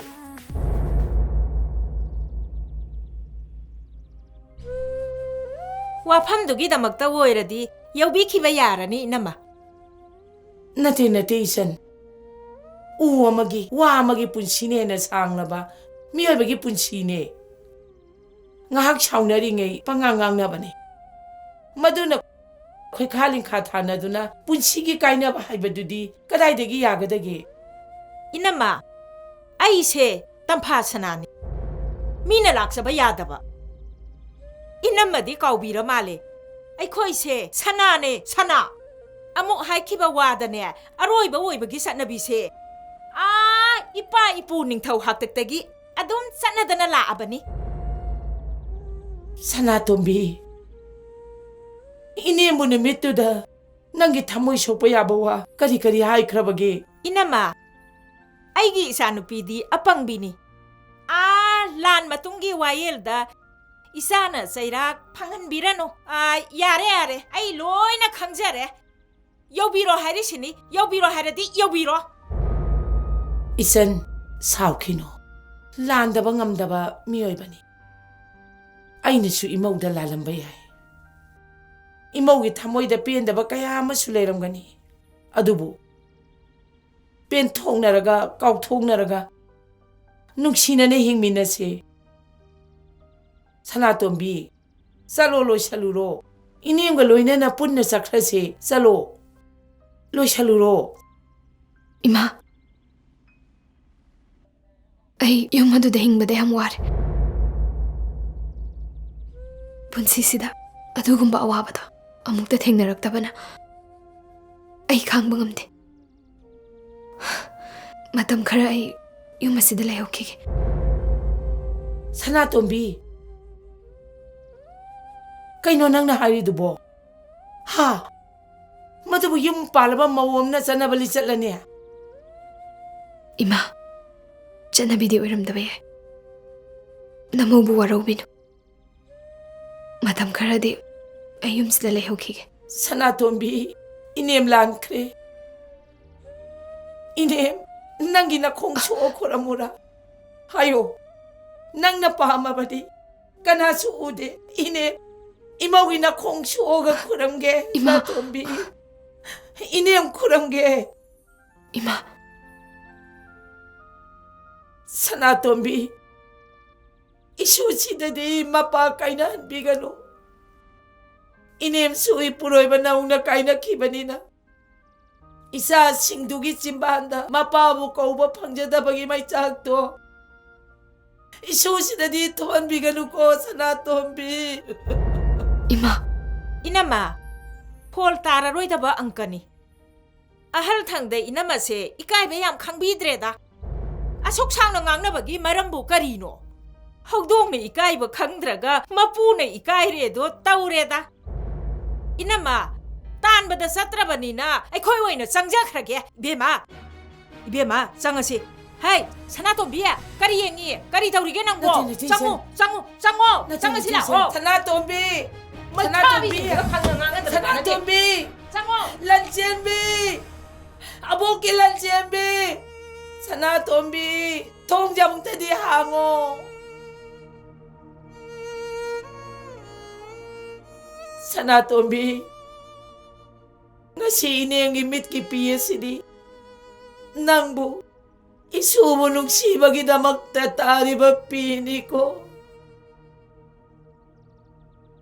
Sanatombi inemsa lagi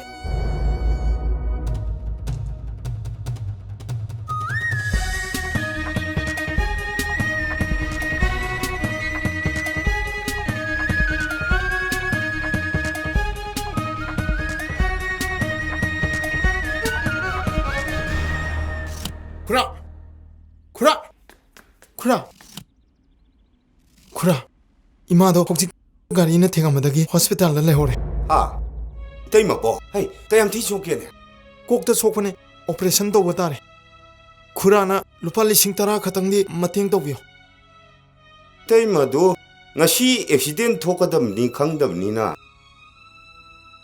lairamba shen khara dusu dukan gi pot loina lokthokna ruredo 쿠라 아이기 용기 빠타제 시오이나 탐자라마게 ꯄꯥꯝꯕꯩ ꯂꯩꯇꯗꯅ ꯇꯧꯕꯅꯦ ꯅꯆꯥꯋꯣꯡꯇꯗꯤ ꯅꯨꯡꯁꯤꯕꯤꯌꯨ ꯏꯃꯥꯒꯤ ꯊꯋꯥꯏꯗꯗꯤ ꯀꯟꯕꯤꯌꯨ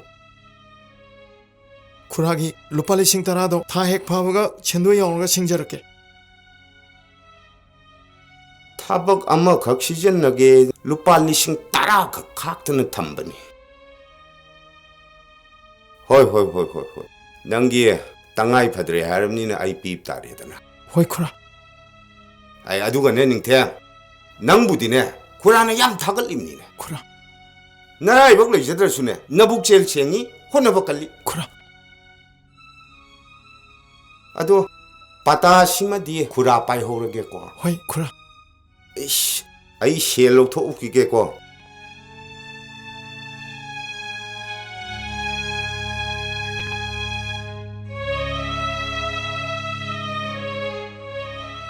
아이 닝템 쿠라 샤 낭기 셰레이도 엄마 안니 아홉 머리 망아 따루 따리 니판 마pan 따라 주레고 샤 럽설로 얌 누아이저리 쿠라 쿠라 시기 빠타지 쿠라 오리지널 커피네바 시기 오리지널 커피제 쿠라 간나 좀 담마다 우치네 찍다나 망기 비주야 아이 제로스 커피 임다 카토가 얌 퉁포라게 쿠라 예 이마 그 이노래 빠타 제로스 좀 볼게 하시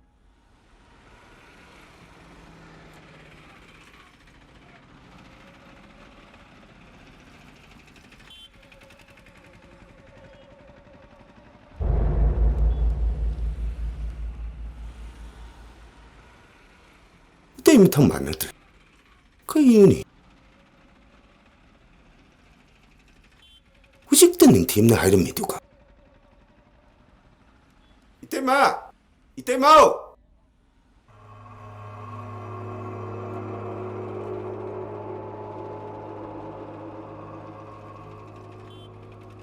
그이더라게.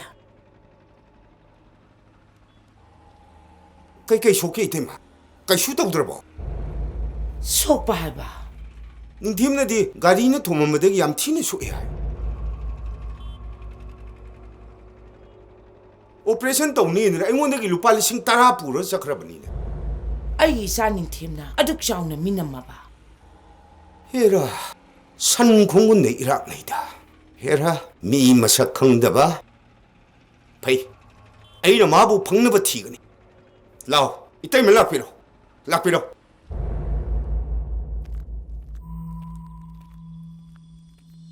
에이, 내 한마디.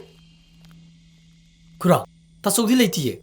ꯀꯥꯏ ꯆꯠꯈꯤ ꯈꯪꯗꯤꯌꯦ ꯈꯨꯔꯥ ꯂꯩꯀꯥꯏꯁꯤꯗ ꯈ꯭ꯋꯥꯏꯗꯒꯤ ꯃꯕꯨꯛ ꯆꯦꯜ ꯁꯦꯡꯕ ꯍꯣꯠꯅꯕ ꯀꯟꯕꯅꯦ ꯍꯥꯏꯗꯅ ꯑꯩꯅ ꯊꯥꯒꯠꯂꯨꯔꯤ ꯑꯗꯨꯒ ꯃꯥꯗꯤ ꯅꯨꯃꯤꯗꯥꯡꯗ ꯅꯠꯇꯦ ꯅꯨꯡꯊꯤꯟꯗ ꯆꯠꯄ ꯆꯨꯔꯥꯟ ꯊꯥꯕ ꯑꯣꯏꯔꯝꯃꯦꯅꯦ ꯈꯨꯔꯥ ꯇꯥꯆꯧꯅ ꯀꯔꯤ ꯇꯧꯔꯝꯃꯒꯦ ꯍꯦꯔꯥ ꯇꯥꯆꯧꯅ ꯈꯨꯔꯥꯗ ꯀꯔꯤ ꯇꯧꯔꯝꯃꯒꯦ ꯕꯨꯡꯉꯣ ꯈꯪꯍꯧꯗꯅ ꯄꯥꯏꯁꯤꯜꯂꯛꯄ ꯉꯥꯔꯥꯛꯄꯤꯅ ꯆꯞꯄꯒ ꯄꯨꯈꯤꯕ ꯃꯁꯛꯇꯤ ꯑꯗꯨꯝ ꯐꯖꯕ ꯉꯥꯁꯥꯡꯗꯣ ꯈꯨꯔꯥ ꯇꯥꯍꯧꯔꯦ ꯈꯨꯔꯥ ꯂꯨꯈꯣꯏ ꯅꯪ ꯋꯥꯔꯧꯒꯅꯨ ꯏꯇꯩꯃꯅ ꯁꯦꯜ ꯑꯗꯣ ꯁꯣꯏꯗꯅ ꯄꯤꯔꯛꯅꯕ ꯇꯧꯔꯒꯦ ꯀꯔꯤꯅꯣ ꯇꯧꯔꯤꯕ ꯃꯇꯧ ꯑꯁꯤ ꯑꯩ ꯈꯪꯗ꯭ꯔꯦ ꯏꯇꯩꯃ ꯁꯦꯟꯗꯣ ꯌꯥꯝ ꯋꯥꯅ ꯇꯥꯟꯈ꯭ꯔꯕ ꯍꯥꯏꯗꯣꯛꯄꯗꯕꯨ ꯐꯖꯗ꯭ꯔꯕ ꯋꯥꯅꯤ ꯅꯅꯥꯎ ꯅꯨꯄꯤꯅ ꯍꯟꯗꯛ ꯂꯩꯈꯤꯗ꯭ꯔꯤꯕꯗꯣ ꯇꯤꯜꯍꯧ ꯈꯔ ꯂꯧꯁꯜꯂꯨꯔꯒ ꯅꯣꯡꯉꯥꯜꯂꯒ ꯃꯃꯜ ꯈꯔ ꯍꯣꯡꯗꯣꯔꯛꯄꯗꯒꯤꯅꯦ ꯋꯥꯈꯜ ꯅꯨꯡꯉꯥꯏꯃꯟꯗꯕꯗꯒꯤ ꯂꯩꯈꯤꯗ꯭ꯔꯤꯕꯅꯤꯅꯦ ꯈꯨꯔꯥ 이때마 누피 양앙 까이나저러버수네 시엘디 까이나버 야버 미디나티 이때마 이시 이때마네네 나 시기 누미때네 시엘도 소이다나 막 팀비로 나트라지네 아이부 파티 하셔노 이때마 아이 잘래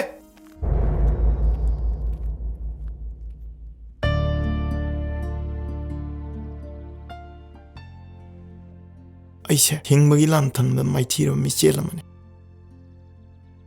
ꯄꯨꯟꯁꯤꯁꯤꯗ ꯃꯥꯏ ꯄꯥꯛꯄꯒꯤ ꯍꯔꯥꯎꯕ ꯍꯥꯏꯕꯗꯣ ꯑꯃꯨꯛ ꯍꯟꯅ ꯂꯥꯛꯂꯔꯣꯏ ꯅꯤꯡꯊꯦꯝ ꯑꯩꯈꯣꯏꯒꯤ ꯂꯥꯏꯕꯛꯇ ꯇꯝꯕ ꯑꯃ ꯂꯩꯔꯝꯒꯅꯤ ꯑꯩ ꯂꯣꯏꯅ ꯐꯅꯕ ꯁꯤꯟꯒꯦ ꯅꯪ ꯑꯩꯒꯤꯁꯤꯗꯅꯦ ꯃꯇꯝ ꯈꯔ ꯂꯩꯃꯤꯟꯅꯔꯁꯤ ꯅꯪꯁꯨ ꯊꯥꯃꯨꯛ ꯑꯩꯒ ꯄꯨꯟꯅ ꯔꯤꯛꯁꯣ ꯊꯧꯃꯤꯟꯅꯔꯁꯤ ꯁꯦꯟꯕꯨ ꯐꯪꯒꯗꯕ ꯑꯣꯏꯔꯗꯤ ꯅꯪꯅ ꯍꯥꯏꯕ ꯈꯨꯗꯤꯡꯃꯛ ꯂꯣꯏ ꯌꯥꯏ ꯑꯩꯒꯤ ꯂꯨꯄꯥ 60,000 ꯐꯪꯒꯗꯕ ꯀꯩꯊꯦꯜ ꯃꯔꯨꯞ ꯑꯃ ꯂꯩꯌꯦ ꯅꯨꯃꯤꯠ 10ꯅꯤꯃꯨꯛ ꯂꯩꯔꯗꯤ ꯁꯣꯏꯗꯅ ꯐꯪꯒꯅꯤ ꯑꯩꯅ ꯑꯔꯣꯏꯕꯗ ꯂꯧꯒꯦꯅ ꯈꯥꯡꯕꯅꯦ ꯑꯗꯨ ꯐꯪꯉꯒꯅꯦ ꯏꯕꯥꯅꯤ ꯀꯔꯤ ꯀꯔꯤꯅꯣ ꯈꯟꯅꯁꯤ ꯑꯩꯒꯤꯁꯨ ꯂꯨꯄꯥ 10,000 ꯌꯥꯎꯔꯤ ꯃꯗꯨ ꯊꯝꯈꯣ ꯁꯦ ꯅꯪ ꯀꯩꯇ ꯋꯥꯅꯨꯁꯦ ꯑꯩꯅ ꯔꯤꯛꯁꯥ ꯊꯧꯖꯔꯁꯨ ꯃꯅꯤꯄꯨꯔꯗ ꯁꯦꯟ ꯄꯥꯏꯔꯦ ꯍꯥꯏꯔꯤꯕ ꯃꯤꯁꯤꯡꯁꯦ ꯑꯩꯒ ꯇꯥꯟꯅꯔꯒ ꯄꯥꯏꯈꯤꯕ ꯉꯥꯛꯇꯅꯦꯃꯤ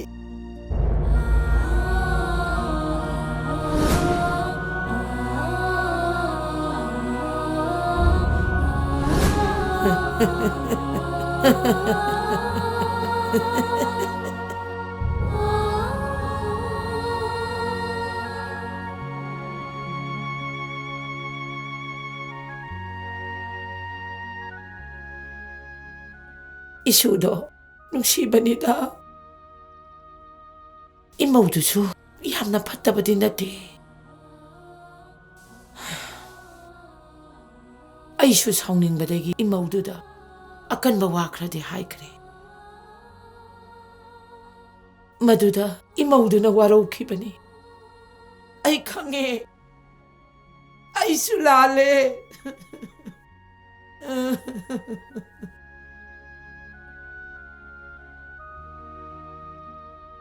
이마 이문데 장가가 포타루로 에이 아사이부터 잘루기 이마기 히닥시 야우라게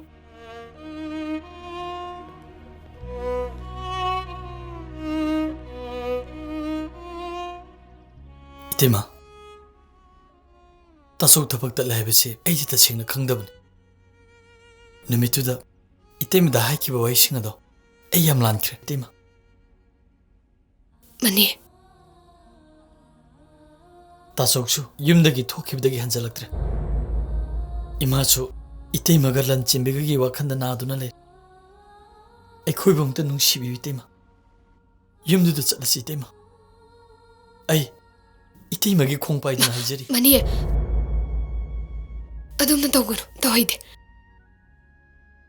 ꯑꯣ ꯅꯪꯅ ꯀꯧꯕ ꯂꯥꯛꯑꯗꯤ ꯅꯇꯩꯃꯁꯦ ꯌꯨꯝꯗꯨꯗ ꯁꯣꯏꯗꯅ ꯍꯦꯛꯇ ꯆꯠꯂꯅꯤ ꯁꯤꯅꯤꯅꯦ ꯅꯪꯅ ꯈꯜꯂꯤꯁꯦ ꯍꯦ ꯅꯃꯥꯏ ꯑꯗꯨ ꯄꯥꯟꯗ꯭ꯔꯤꯗꯨ ꯀꯔꯤꯒꯤꯅꯣ ꯑꯩꯅ ꯆꯠꯂꯣ ꯍꯥꯏꯔꯤꯉꯩꯁꯤꯗ ꯆꯠꯍꯧꯀꯣ ꯅꯠꯇ꯭ꯔꯗꯤꯅꯦ ꯅꯪ ꯉꯁꯤ ꯂꯩꯀꯥꯏ ꯇꯥꯅꯕ ꯀꯣꯏꯂꯥꯎ ꯂꯥꯎꯔꯗꯤ ꯅꯪ ꯑꯐꯕ ꯑꯣꯏꯔꯣꯏ ꯆꯠꯂꯣ ꯑꯩꯅ ꯆꯠꯂꯣ ꯍꯥꯏꯔꯤꯁꯤꯅꯤ 이네 ꯑꯩꯒꯤ ꯊꯃꯣꯏꯗ ꯂꯩꯔꯤꯕ 이태이마ꯕꯨ 란ꯆꯦꯟꯕꯤꯕꯨ ꯅꯨꯡꯁꯤꯕꯒꯤ ꯃꯔꯤ ꯑꯁꯤꯃꯇꯗꯤ ꯊꯥꯗꯠꯄꯤꯒꯅꯨ ꯏꯅꯦ 이스 이몽 만ung이 아와나 punamak 이사누피시는 로이나 부르가 라고 나트로 아두기수 마탁다 낭기나 하이나 생담박이 뽕나막소 이사누피시는 부르고 나트로 마쿠테 사나마 싹당 시자란 마파오 낭기다 막다 가이토키면 나트로 해 이마도 오바 마니 이때이마 윰두다 노모 쇼이데나 라키니 마탐 카라당기 윰시다 레이바기 와네 이마수 마상음 홍대 하이바다이네 낭 한나마 떠오르 ꯅꯪ ꯆꯠꯂꯣ ꯑꯍꯟꯅꯕ ꯇꯧꯔꯣ ꯆꯠꯂꯣ 이태마 나나오는 터모이싱 나이자리 에일란크레 에코이봉 때 디농 시비고 이태마 에이샤나게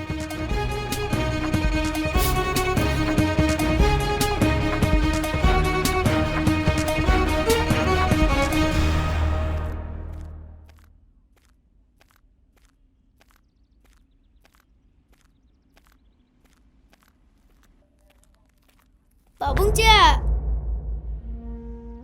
란시비 cha, ai bụng em ở gì nghe?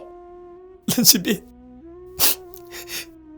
무엇게 문학대 잘라지 러 잘라지 Hey, sana tombiya. Imong da angang lehog din he. Isu du lehog din he. Lao, soy din sa laman ni. Lao, angang thiru sila wo. Hai, angang do pu hino. Angang si pu sa kren he. Ngai kho. Hai, sana tombi lao. Hai. Kuraja. Nang na angang he. Angang chudai ko na ba. Hai. Ai bụng Ya đi de, ra chạy nghe. Just ya de lao. Bố, ai bảo bụng chạy vào đây Cái đi bóng ra. Ai nặng này cái tâm này. Masi. Phuki, masi. Lao. Chẳng ngủ đây. 이태마 에일란크레 에이봉도 가삐 이태마 마니 난 찰로 юм다 찰로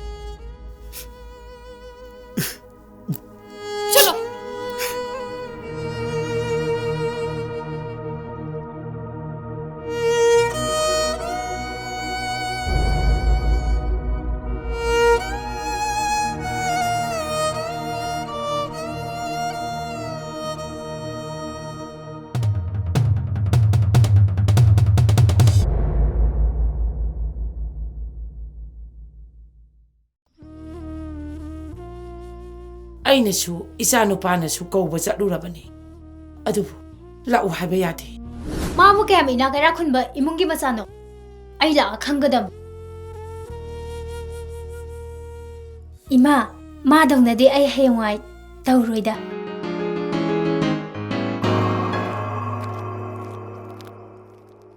nati itay mana tawris kay nati siel du sungpi piraro hari brava Lukhoi ꯅꯪꯅ ꯁꯥꯎꯔꯤꯗꯣ ꯌꯥꯝ ꯆꯨꯝꯃꯤ ꯏꯇꯩꯃꯁꯦ ꯄꯥꯝꯕꯩ ꯑꯃꯠꯇ ꯂꯩꯇꯕꯗꯒꯤ ꯑꯍꯟꯊꯪꯗ ꯆꯤꯟ ꯊꯤꯔꯕꯅꯦ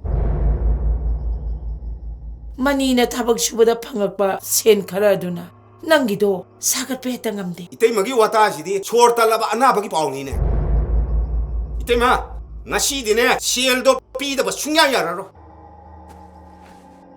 아이고 와롱노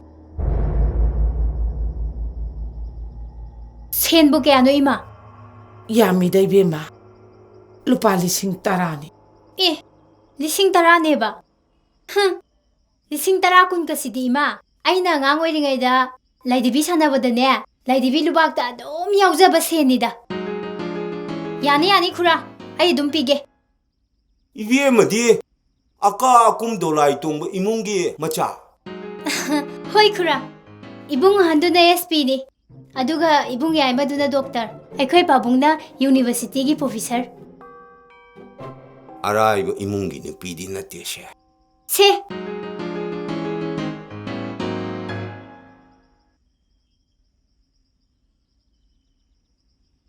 비마 현주 방에 얌농아래 아두디 구라 아무 짤로 기게 Hani kura 아 이때마 아이 아무 여우래 ꯆꯠꯂꯣ ꯏꯕꯦꯝꯃ ꯀꯩꯅꯣ ꯅꯪꯅ ꯉꯁꯤ ꯇꯧꯔꯤꯁꯤꯕꯣ ima sen khu thawlak thawdo phajaman dabdudane aina khara kinamne haijanba ibung gamta laite ai thanda bokpane ꯀꯔꯤ ꯍꯥꯏꯕ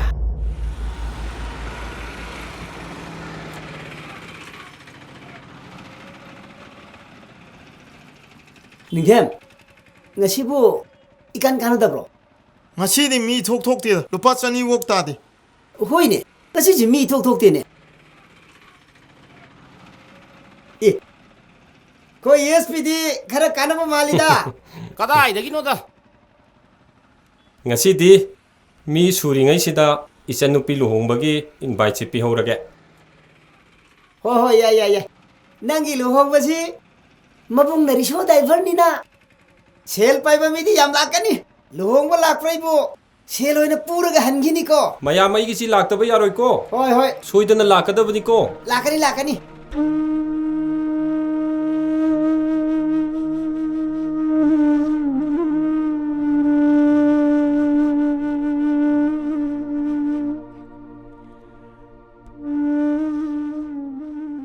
Lanjin be se cha khitang han cha si se Chainte. Mama, yum chalase. Babong chabu boso yamuninge. cha khitang han cha si ko cha khitang han cha si se duga cha si ko Tali yum cha trige chungjo charo. chak cha dra di ne na ba su phara roi se mama ila ke ko se Ai charo. Yum cha trige chungjo charo. nang chak cha roi Charo. nang chak cha roi dra chak cha roi dra nang yum da cha se hengai hai gi dra nang na chin do khomo ne hai gi dra Mama ina ye. na chin do khomo Mama ina ye bubi gano. hengai hai gi dra Mama, ai yum cha charo ye bubi gano. Ai ja le mama.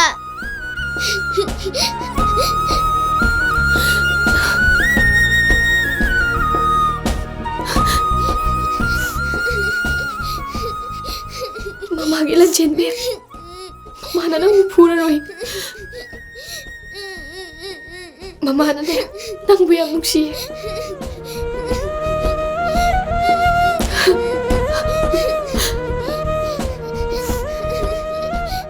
mahak na amuk tang kau balak na bade handak ti mahak itungin do na ay soidana chat kani kap kanu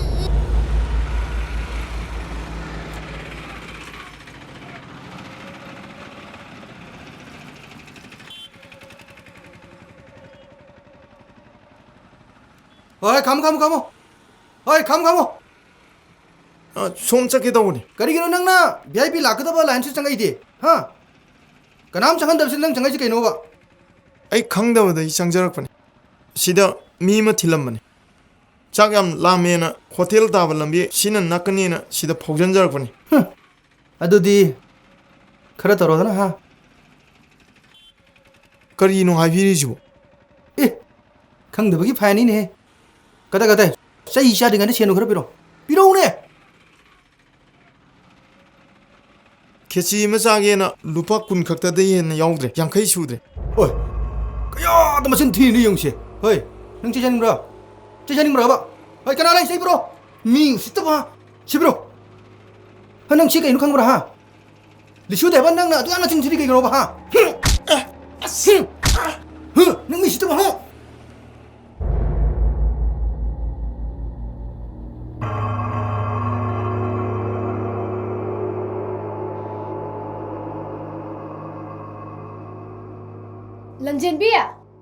Lanjin biya hai ma kadai chakra janu ne he Lanjin biya hai ma Lanjin biya chen khe ne he kadai da non he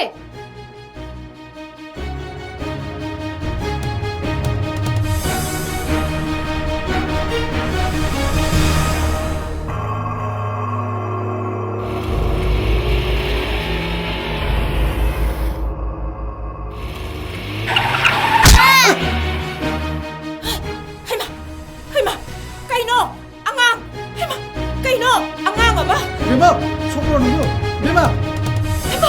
해마, 아이기 이슈네. 해마, Lanjin biya Bima, 딱딱다 부세, 딱딱다 부세. Lanjin biya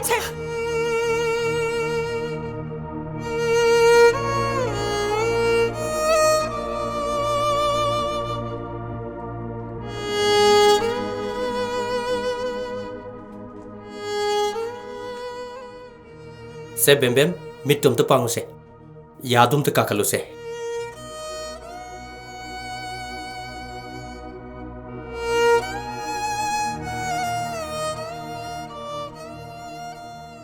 Sidi kaisu sokte da. Pakat kanu se, kaisu toro se. Se yango mama hoi la isi ubra. Se angang si somdom ta paman si. Masu, se tapna. Tapna hugasi. Se. Isu kaisu tawdedana. Is, akhoi di yam so amat aboy ningure. Bobok ti pakhat luredana. Kaisu thuidokpa asokpa mata yaude da angang si.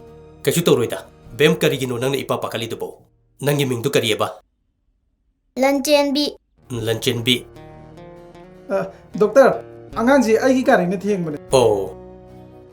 Aigi ming sanahal wangkhai dagi special contractor ni.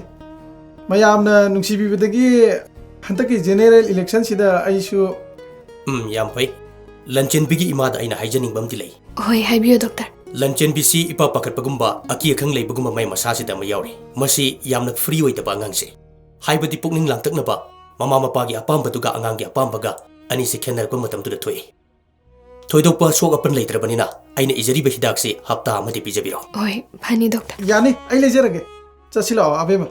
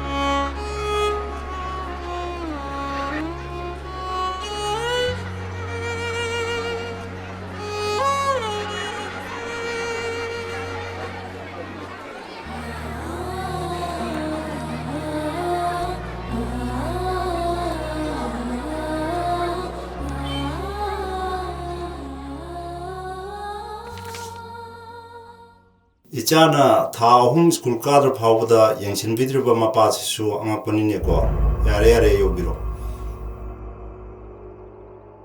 Itay, ako'y chena tawrise, ayam sauninge. Aina magi ningba thongan bangong kidabanina. Magi nungai jagadaba lambi thikibane. Adubu angang duma laik tamandana mangan kibaduma di bhatte. Itay, ako'y chedo, mabukti yam na phabane. Adubu asingba mi amadi oidabane. Imana su ayamba mabu manghanbane. Ay yumdudadi jangningdre. Yoksang lakpasida Lanchenbi mapi marol khara leibibane. Nangna khara pibiyo.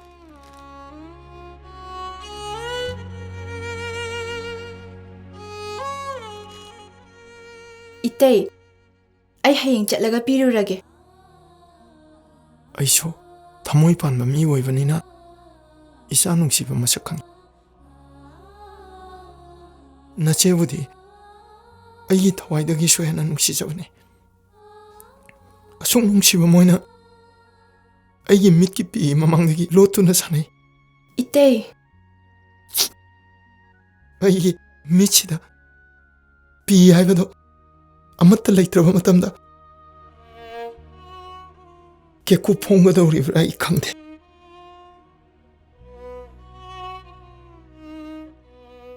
Ichagi pidudangdi nangna chalaga soidana pibiyuko.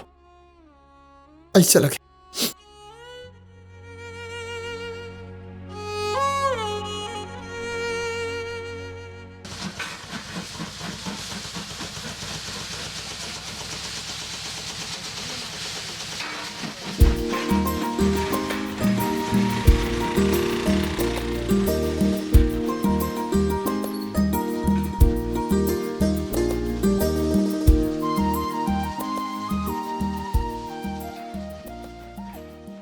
시대시대 소이드는 오이라마담니 타박 수리바 mayamsigi mamangda ikaidro yum sabagi nung yengba lakpani kok haira loiradubo nupi nangnabo sel yam paiba mi adum manjaradamni he asibu mani natro mani sida kaukthokse mani mani sidam ta laune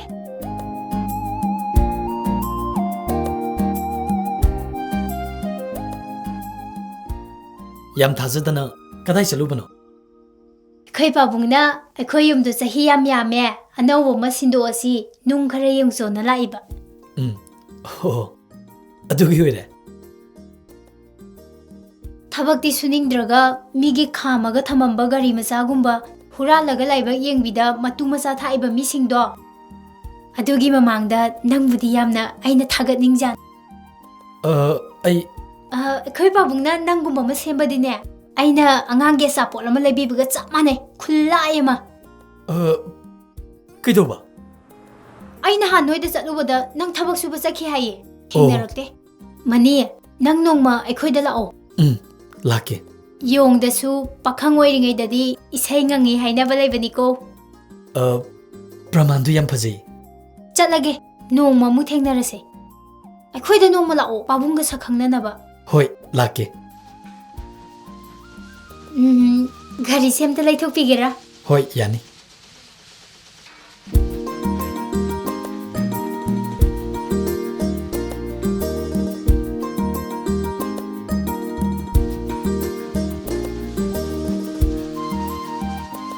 ꯆꯠꯂꯒꯦ. ꯍꯣꯏ.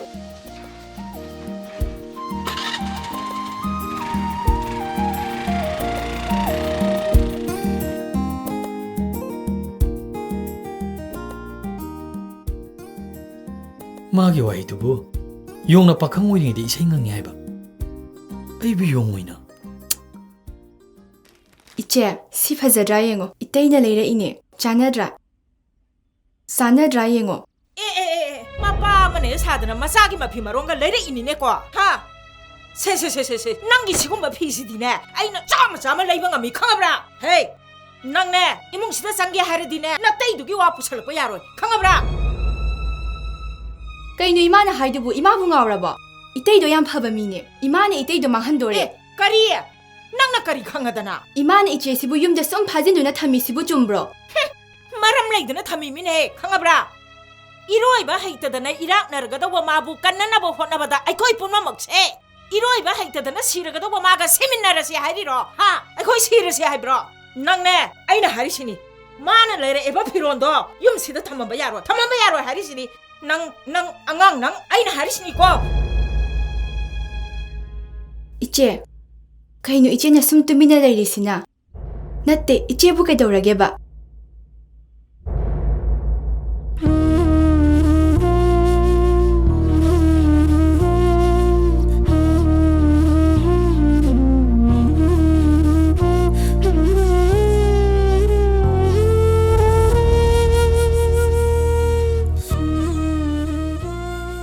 ꯄꯨꯟꯁꯤꯁꯤꯗ ꯑꯁꯨꯛ ꯋꯥꯕ ꯃꯤꯀꯨꯞꯁꯦ ꯑꯃꯨꯛꯇꯁꯨ ꯂꯥꯛꯈꯤꯗ꯭ꯔꯤ.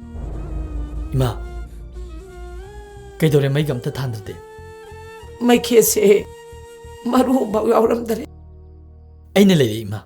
ꯁꯦ, ꯆꯦꯡꯁꯨ ꯌꯥꯎꯔꯛꯑꯕꯅꯤ. ꯆꯦꯡꯁꯨ ꯌꯥꯎꯔꯛꯑꯕ? ꯍꯣꯏ 이마. ꯃꯅꯤ, ngasi디 isasu imausu isusu loina kainare wabanasu kamtenge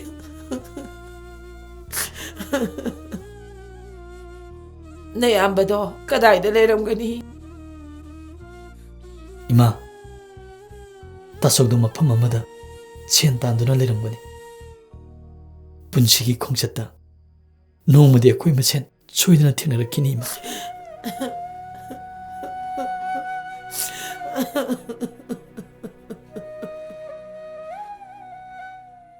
ꯅꯪꯕꯨ ꯅꯆꯦꯒꯤ ꯅꯅꯥꯛꯇ ꯆꯠꯂꯨꯕ꯭ꯔꯣ? ꯆꯠꯂꯨꯔꯦ ꯏꯇꯩ. ꯑꯩꯅ ꯄꯤꯈꯤꯕ ꯂꯟꯆꯦꯟꯕꯤꯒꯤ ꯐꯤꯔꯣꯜꯗꯣ ꯍꯔꯥꯎ ꯍꯔꯥꯎ ꯂꯧꯍꯧꯕ꯭ꯔꯣ? ꯅꯆꯦꯅ ꯑꯩꯒꯤ ꯃꯔꯝꯗꯗꯤ ꯀꯩꯝꯇ ꯍꯪꯉꯛꯇꯕ꯭ꯔꯥ? 이때이 이제도 런톡대비 아마금 뚜미나 레호위. 이때이나 비락바 피롤도 이마나 사오드나 러우드라바수 이제나디 러우바야이. 코이 제세 가리 하이가다바노 아이 캉드레. ꯄꯨꯟꯁꯤꯁꯤꯗ ꯑꯁꯨꯛ ꯆꯥꯎꯅ ꯃꯥꯏꯊꯤꯕ ꯅꯤꯡꯉꯝꯗꯕ ꯏꯀꯥꯏꯕꯁꯤꯕꯨ ꯑꯃꯃꯨꯛ ꯂꯩꯔꯝꯈꯤꯗ꯭ꯔꯥ? ꯃꯦꯝꯊꯣꯏ, ꯑꯩꯁꯦ ꯅꯨꯄꯥ ꯑꯃꯅꯤꯀꯣ. ꯇꯩ. ꯑꯩꯗꯤ ꯑꯀꯥꯏꯕ ꯍꯤꯅꯤ. ꯃꯥꯏꯀꯩ ꯈꯨꯗꯤꯡꯃꯛꯇꯒꯤ ꯏꯁꯤꯡ ꯆꯪꯁꯜꯂꯛꯂꯤꯕ. ꯑꯩꯅ ꯅꯨꯡꯁꯤꯅ ꯏꯆꯥꯒꯤꯗꯃꯛ ꯂꯩꯖꯕ ꯐꯤꯔꯣꯜꯗꯣ ꯑꯩ ꯑꯃꯨꯛ ꯄꯨꯔꯔꯣꯏ ꯅꯪꯅ ꯃꯔꯥꯏꯕꯛ ꯊꯤꯔꯕ ꯑꯉꯥꯡ ꯑꯃꯗ ꯄꯤꯊꯣꯛꯈ꯭ꯔꯣ 이따 잘라게. 이때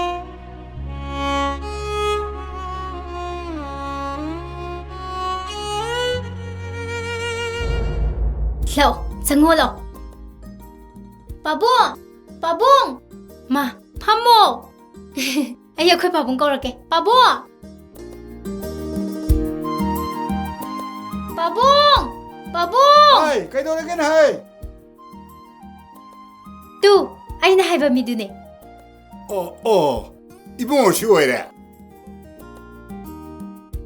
Bà buông, mai mà tay mà đổ, phá tầm nè. Nong mà sau na badagi mà pam sa khi badagi adom halak khidre. Ado pabung ai di yam phai ko. Moi matai magum badi ai di na te ba ko. Ai ba yam phadra ne pabung. 아이? 뭐?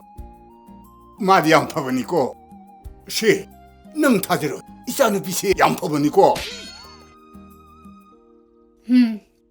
Ai di hai sini. Noi na tay ma dumai na di ai suk tau tau bi rồi. Nupa na yam saur di ne. Ai di wa sung ngang bi rồi. 지오메 Pabuang, nupi gi ing tapalay tiyang hai dubu adu na trane.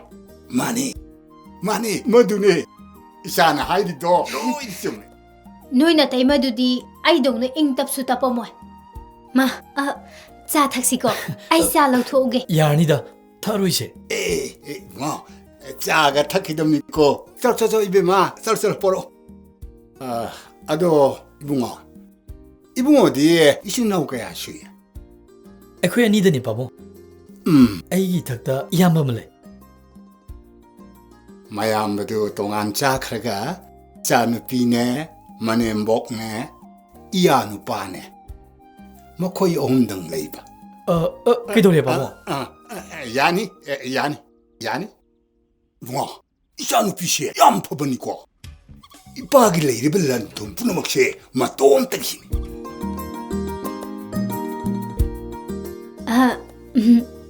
Pabung. Selere. Sa taxi. 와, 사토우고.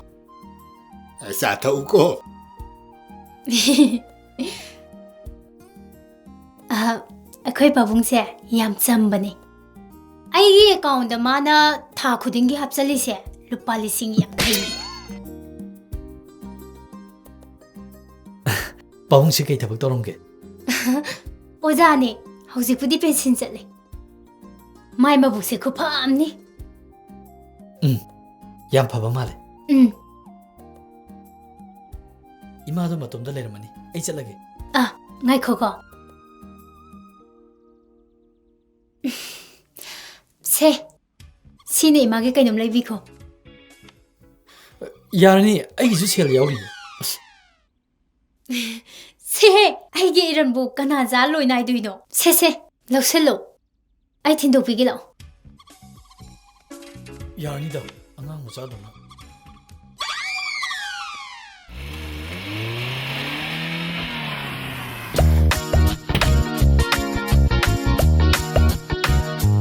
이봉어 라 이데나 이네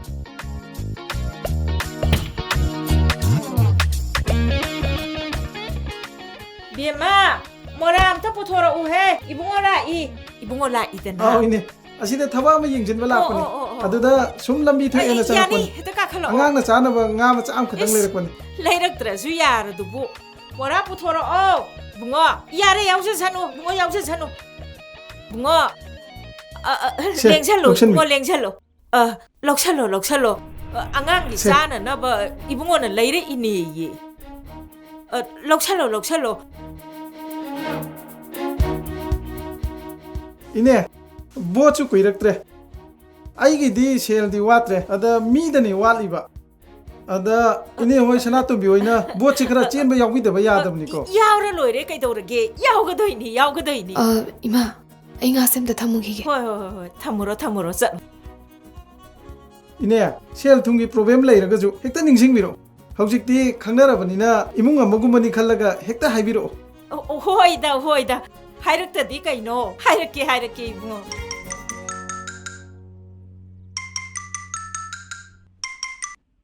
Hello. Ai lại. Ai chỉ để thắp ama chặt bani. Ngạc tăng ngay hello. Hoi. Ai lại. Ine.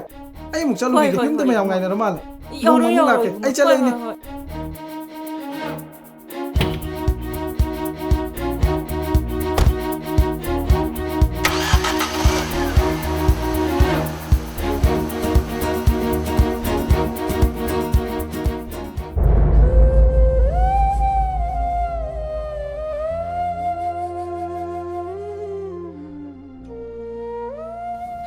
Sanatombi gi nupa to magumna sel pai ba nupa ma oiramabadi ai kaya ta nungairamgadaba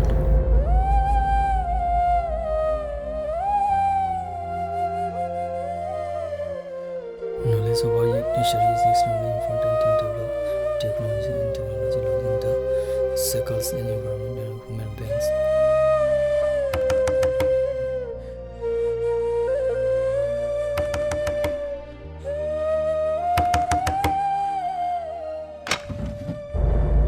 Taso, Mani. Ima, Taso, Ima, Taso, Jongolo, Taso. Asoba. Ima. Ima gining them. Nang nangi karai leiri. Ima. Ai imanawagi manakta yam nungaina lei. Isa sak charang giroi. Ima sak lok thogi ge. Namik dingi. Isa gi sak ima na khai. Ima. Ai chak charara. Ima dagi nachana thaujan ni bala ine. Kari haiba. Malem sida. Thamoi sengna. Mamana thaujan biba macha tu di. Lanpong khuding mai pa e haina badai ni ma. Adudi nang shulam bi du da. Nate. Imana khalibado onare. Adudi karamba thaujano. Larbi na mai ngondagi pamli bache. Ima. Lairaba koi ki punchi che. Kuphet kaphet nganba. Mongpham sangba tandan dugi mangan we chamana re ma. Ima. Nongmadi na cha aisu. Numiki arang mamangal do ojo haidana. Imagi kuttuna nasagi koktaksina nantabio. Ningthem. Thamoi sengna thaujalamukta di pibiu ima. Ningthem.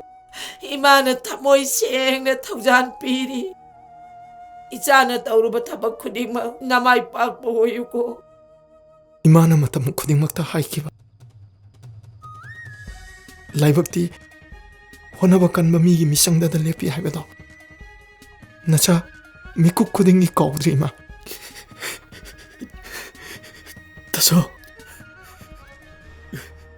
Mani. Kukano. Nupana kapadi pakchada bani. Taso. Aikoi sho. Nongmadi. Choidana nongrakini. Nokpagi matam lakini. Matamdo yamma ngairi bani. Imagi ningthem. Mani. Yamma salake. Taso. Kadai chakatoino taso. Hingna namagi lanpam amagi khongchane. Nangna sakadoi do kadai dano. Imada sing nong tayo. Ima. Pokum no ngasi di piraro. Ai salake ima. Mani. Taso. Imagi ningthem.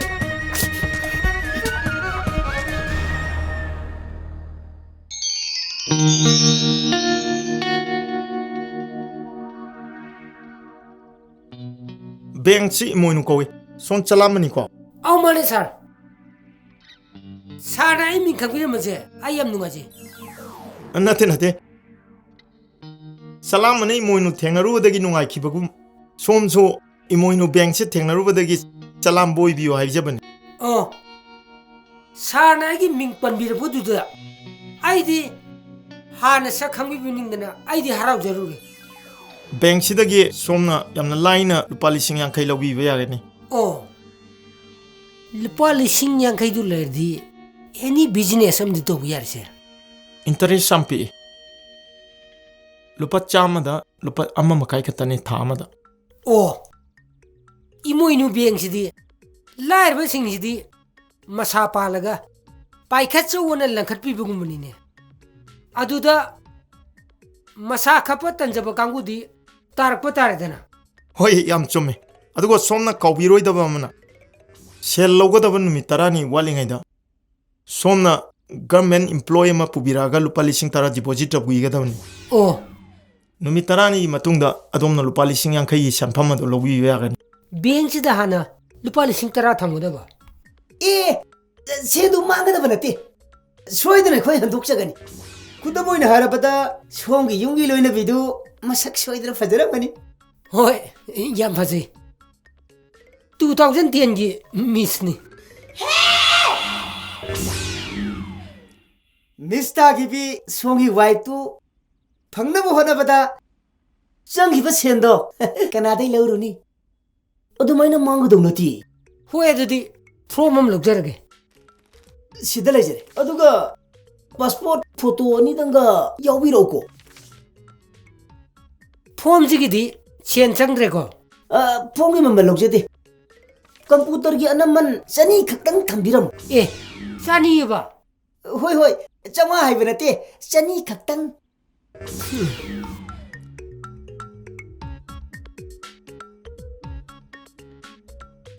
हाँ सिलेजरे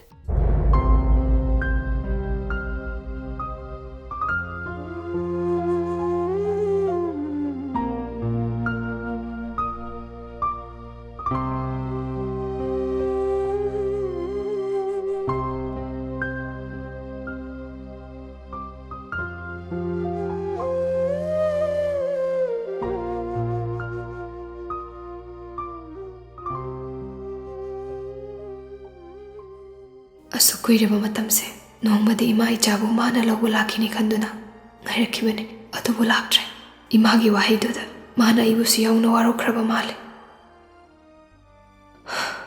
ai mabudi nusidaba nate nongsi hek nganbaga ai ichase buduna yumduda chatlage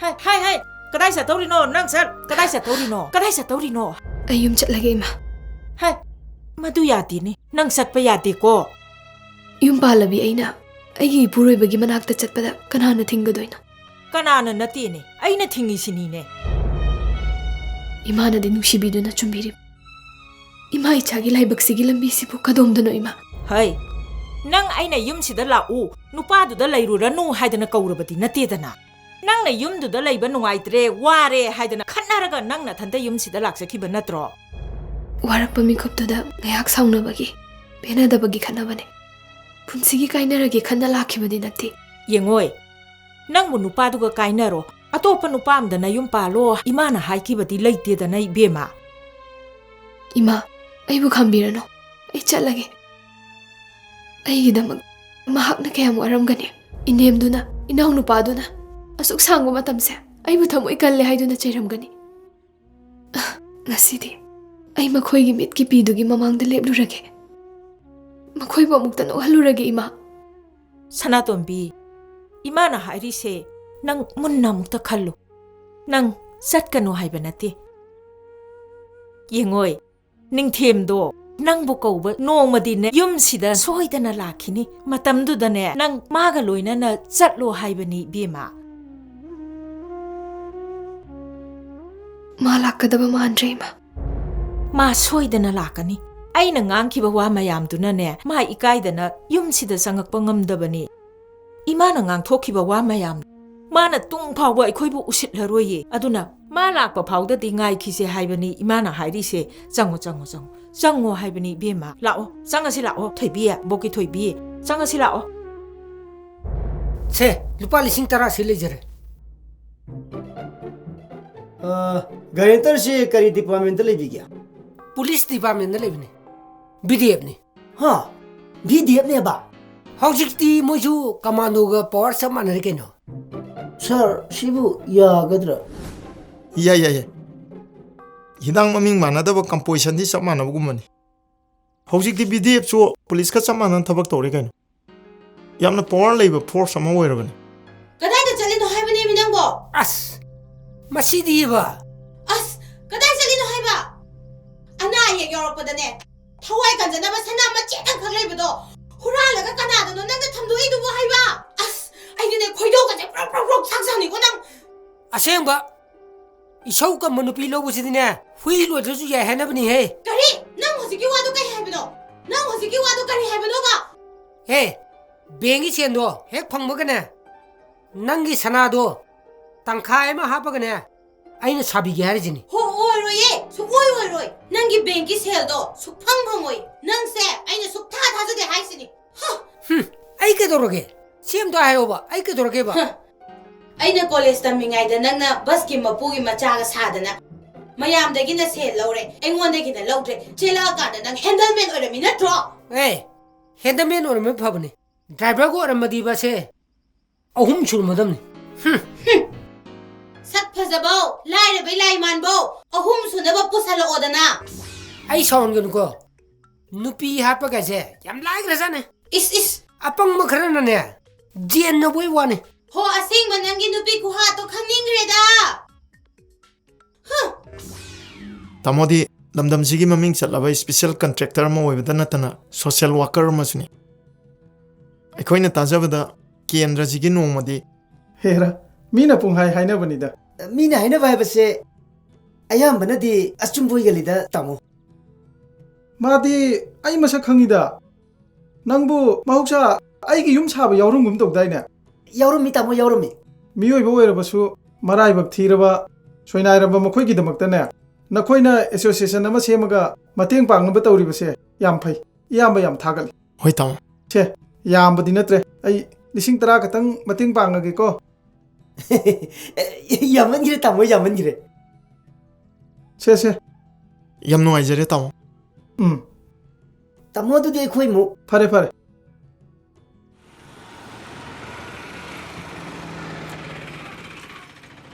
samugi sagi tu pupi na khong no kra wang thang ne horen sen du de aina pai gi yaroi ne ai shula ishidi maning halaga di chati dana law pha law masak siga kai no ne close to le me as ngasi la o habni ni thong lo le me ne nang aina hydro selo phangoi na nang aina hydra ba as Husik puro palisik tara du bumong mo ta ko hai bane ayo hai ba ai na nang to ju tha do wa bane ai nang ai khori meli do ai adu bane ai nupi angang di ne khut thaning de ngam na ba hing na ba lamdam ni si thok ta na ba aina tawroi si chamra han hai ba natro nangi la hara bu de chinaba sana lupa jing di lai yum natro kari asingwa sana su natabadu bu nang kai doge haino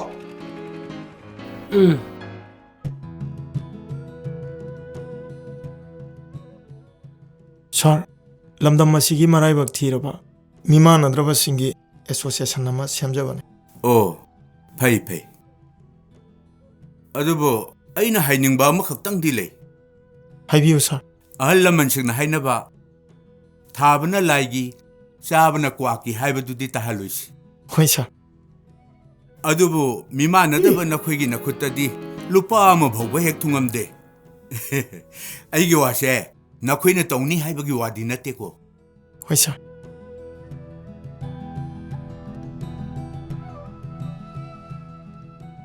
se lising tara sumadi mateng pangage ko yam nuaijare sir fare ya nuaijare sir yoro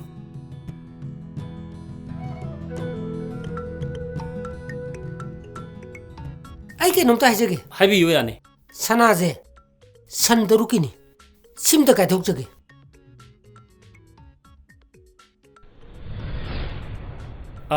yani ngakta ngai biu ko hoi sana je aseng mun nati je khangre na ngasi de ai namung tau ta na ai ma hu kan biu ai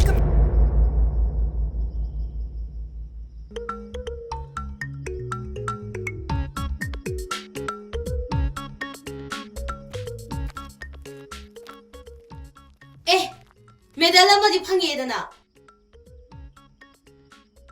파나둠 파래 강한 말이 오이나봐 야르니. 헤이, 낭네 이속 라문무드기네. 아이제 타범도 마이 박트라브니. 낭네 아파부 누비디 나티. 이젠 지나가네. 좀 지드가네. 빠닝데 하이지니. 오, 아이스 아파부 누비 나트라바. 누빠 낭나 선ing다바다기 이몽세 와리네디 하이닝데네. 레카이즈네. 누파 파트르주네. 누피 파르디네. 누가이베 뭉얌레이. 주메 주메 누빠 파트르수네. 누피 파르디 누가이베 이몽얌레이. 팟다바이디네 이밤 자키바다바니. 낭나 나밤 자크레가나. Kau lakado nupadu ay di nati he. Oh, ado di nga si ay ni ipam chatringai sido nang. Hey, kay na lang to. Tado ni ako bine. Kay na lang to. Tado ba?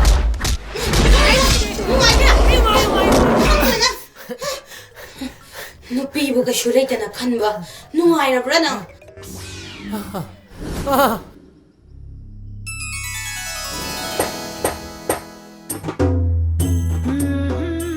하이비유 야니.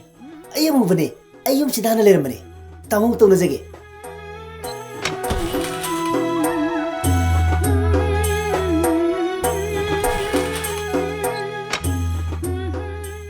Tamose, pukin nam sabu mini. Migi awabada mateng yang pang ba mini. Ay na yung sida matam khar leram bada.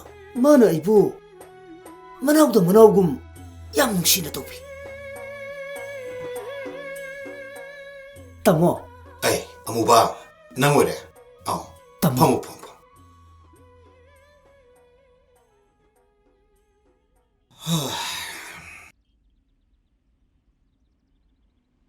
Amuba. Yung ngasi di natay malitrabi yung sa isiksi. Nang napagitaw ka da, kaway tanong sa naman natay mo do. Ngasi di Nupi na balit. Tamo. Ciao na ba yung mase? Iyang hangaw na. Makoy maranton mo kung makoy na piyo hay ba sel ko di mag ay piki ba na tra? Sumang sito ni. Sauning ba na makoy law na ki? Nati, matang matuda ng sulay ba tayo na? Tamo. Matuda ay buhana ba kapag kiban mo yato na? Lansadabi natay madadu paanki. Numituda pambay litraba ay na. Natay magitaway yawdraba hagsanga do ikut na tsena kolang pen kapti.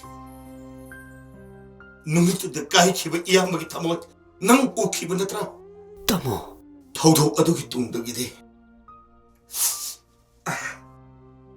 Nang sukiba dagi yung masida adong halakidrena. Ihe, aidi wari leader lairurine. Mana karano amuba. Nati kari legini na koi nila po bo. Tamo, ma ase, ay nga college taminrak pa, yama tamo siyang marup. Oh. Ming naning team kaw. Marup sige, nupi yamadi, masakit na magkalaga. Tamo na matiyam ta pangbi. Kari matiyam na ay napangdori si bo. Tamo, ikaw yung wana lupa lagom di sagasari. Tamo na tamo sa amta di piyo. Tamo. Nanawu tamo na kawira male. Nongma numidang ama pung 12 tarakpa matamda miyoi kharana tamobu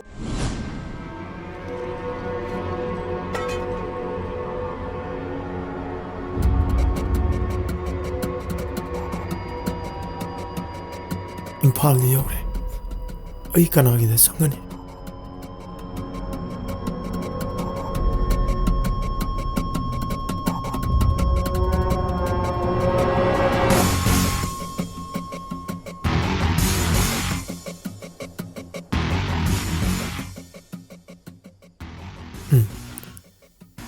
Pambay amadi lere. Amuwagida sangage.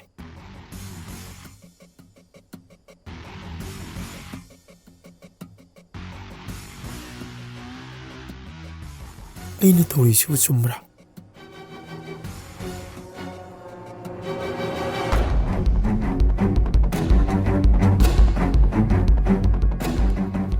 Hey, नकोई शेल पाइनिंग्रो शेल बु पायर दे टोनिंग ब लोय यार शेल बु पाइद्रदे कोइनिंग ब ngawning ba chaning ba yam chummi yamba sen paina ba maram do amukta gi highway ni yamba maram do maram hey hauji lambi shida imoi nu malakne noya pam sel do loy ni oro imoi no aiba adu디 프레시마 럭투어가 시마 빅타는 니 허러게 ꯑꯩꯅ ꯃꯇꯝ ꯈꯔ party ꯆꯠꯂꯤꯉꯩꯗ ꯃꯇꯝꯗꯨꯗ ꯑꯩꯈꯣꯏꯒꯤ ꯏꯃꯣꯏꯅꯨ ꯑꯣꯏꯔꯝꯕ special ꯀꯟꯗꯛꯇꯔꯅꯦ ꯃꯥ ꯍꯧꯖꯤꯛꯅꯦ ꯂꯝꯕꯤꯁꯤꯗ ꯂꯥꯛꯀꯅꯤ ꯃꯁꯥꯗ ꯌꯥꯝꯗ꯭ꯔꯕꯗ ꯂꯨꯄꯥ ꯂꯥꯛ ꯑꯃꯅꯤꯗꯤ ꯂꯣꯏꯅꯕ ꯅꯨꯄꯥꯅꯦ 이모이노지 누파워래 아씨 이모이노도 누파워는뭐지 누구 여러분이 돼 양바 에이 농메 여러모이 농메이 뻔በꯗ ꯁꯥꯎꯕ ꯃꯤꯅꯤ 농메이ꯅ 마이 누피 시그래 ꯃꯁꯥ ꯁꯣꯏꯅꯥꯏꯔꯦ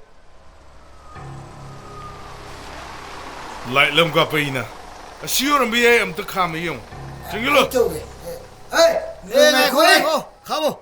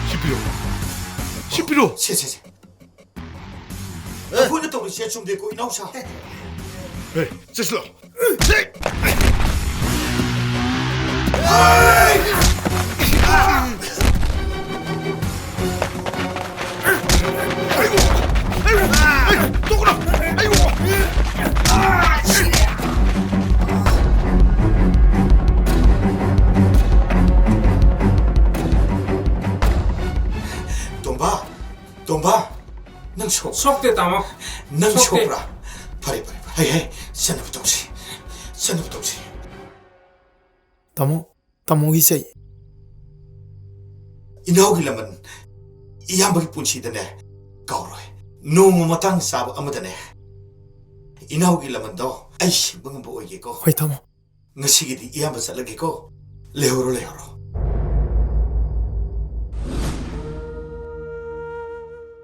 matamduda mateng pangjakhibadu nanaungni si tamogi lik or male aina matang chabada tamoda sinajage na ngaijarakpani tamo chiung ting oh thank you ongte yingbiyo tamo numittuda iyambu bukan birakhibadu nang oiriko thamoy asuk sengba inaugi mateng iyamali kri pamidagi amuba ngasidagi nakhoi anine yumisda lero tamo 아이디 사이시로 실럽다 이름도 뭐세 타독도 설라게는 칼래 그다이도 담어 이산오빠 아할두나 아메리카다 독터로 오리드나 아두가 아토 모두나 루시아다 주니어 사이티스 오이나 레이디드나 마코이기 마나크다 아이기 레마우리부 punchise 힘으로게 칼래 아두나 아이기 타복 마야마세 타마리 망아시다 로천다바 야다바니 단ям 사레 나바니 라브세 이동ත나 로션 버세 ngamoidori nakhoi adinane ai mateng kharpa nakhoi gi awaman iyaman matik chana pigan iramdamse ihamna dinuksi adubo lari hai khraba supreme court ki wend of hoba penada bi yorba matamasida mi mari manga warep naraga selgi damu mi haliba iramdamse 칼로보다 아끼고 파우더라 이라우사 좀 있다모 아파바 미싱 이름다 마치다 힝바 끼바다기 로이나 타독도는 짠나크라바디 이름다 마시기 말아이바 뚱득거리 오래가다기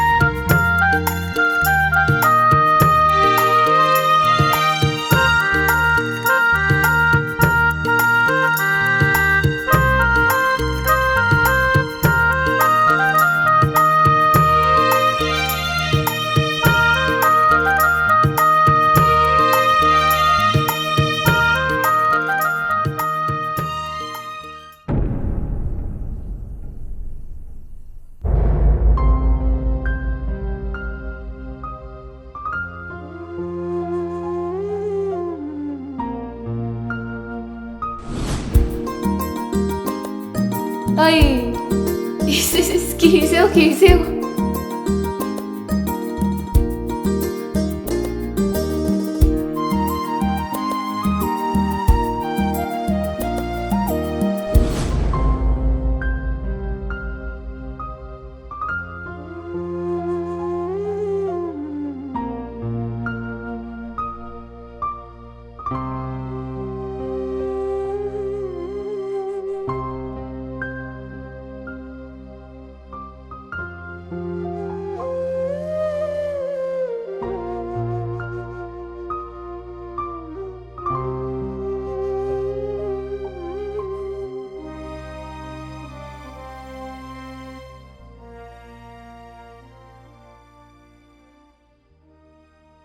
Bema, matam siam na thieng kren. Isu dusu na tambak tu da tum kre. Sanga se, tum na nabataura se.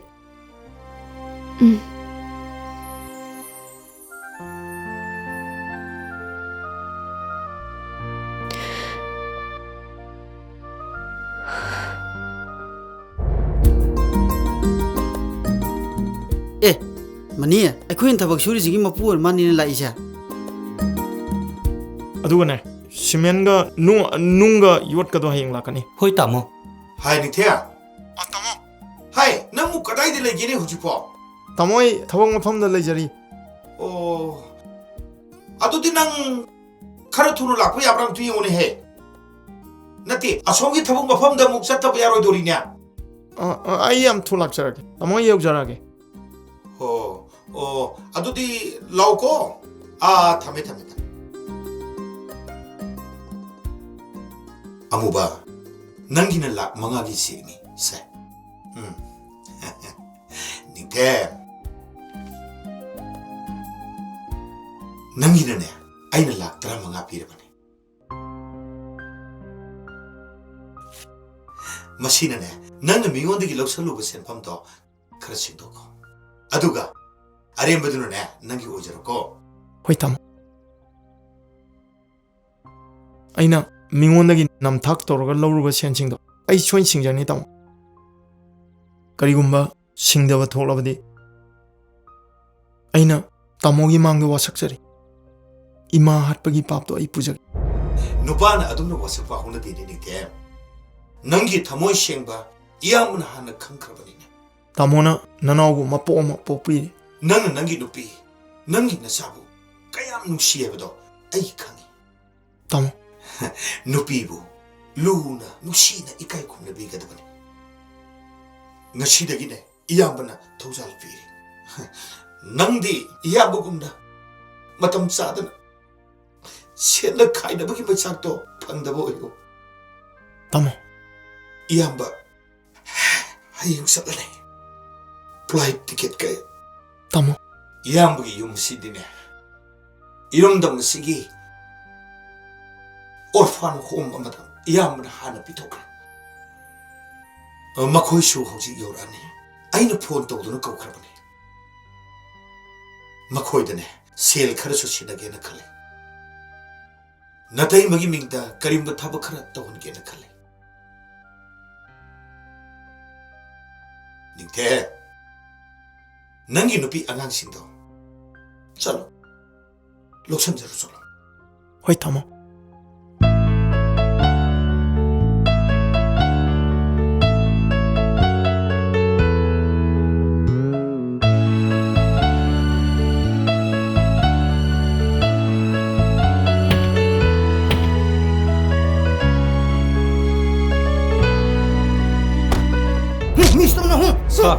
Sir, ay...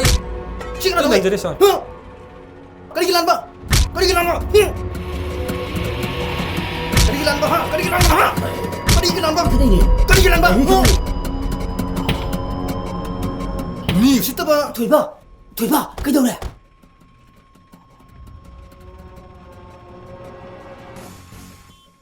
Amuba, aigi liksosina sari gari sida thiengkre. Singona tugi aingonda puramibane amuba. Aigi maman jam kharab gari se. Kari suri to mamagi lisosuna ne thomamiba. Mapuni subugine mana sulebeng amrem gari ni sikhanga ba. Khanga ba? Asi semada kya sangni? Se, rangsi kam tane lupa sing kunjang turiba. 세 만 빙 아무도 하만 빙 아무도 쳐봐 하 나트라가 너희 비게 해브로 너희 비게 해브로 마나 피바 ngamdrasu aina pini 그리면 시키도 하 그리봐 루파 리싱 군기 미 부리바 amuba sir lupa lising kun kata pigo fani sir 아니 시부 리시부 토론 뭐라 그는 또 보니 뭐 시부 타바가 저보다 없잖아 아이씨 이게 시부 먹는 때 먹는 때 시부 세 빠이비요 빠이비요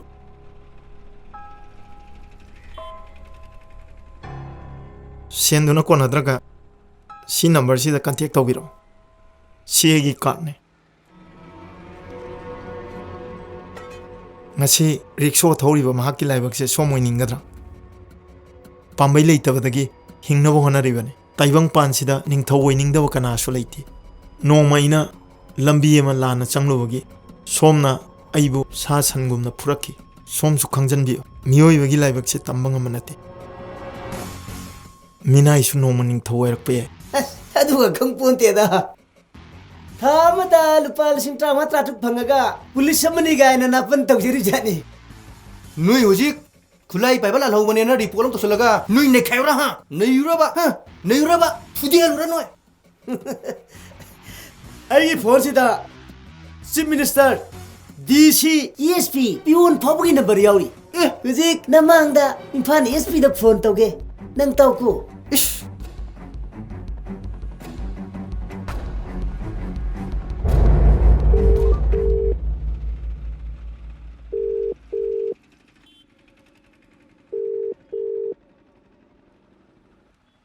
Hello. Hello sir. Muba, kari lere. Sir, hum sikra libi gaya. Oh, ay tabam saliye. Fari atadi sir, ay numidang waro maina office ta ay laksharage. Una dinga di hore lao. Okay. Thamjare sir. DG ga wari kan sari ay ne. DG ga.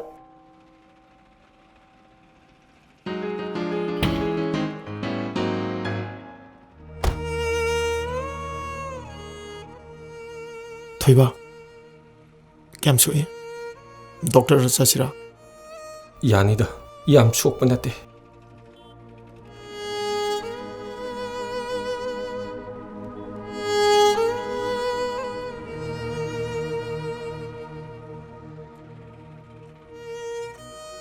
si paisalo sina nangi rickshaw sembagi mamaloy ai loro yani si paisalo loksalo se ningthem yani loro yi se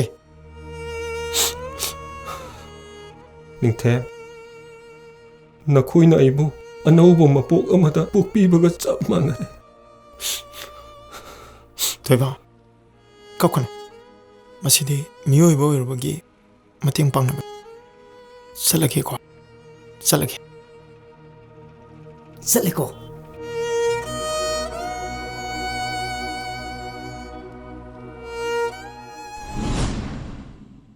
aigi nupi ichabu nungsibe hanman kibana ima bawa accident tore haiduna sen gidam minam ke ai marup sigi mateng dagi tawaiba tawaidaba thidana saklon ke aloduna sentan ke mayamda achouba nam thak ama tokki ai lambi se aran mane haiba I khangjai adubu yamna laina sen phangadaba lambi di sinatana atopa mata ukide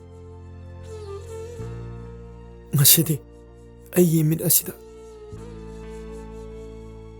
ai nupi isado uba phangani khalwada ai yam nungaiki mayamdagi aina nijari ai thasida ai nupi ichabo amuktang chenna konba phanganbiyo haiduna mayamdagi nijari yare akhoi de logi bel shell do adu ta hanbiro yam nungaisare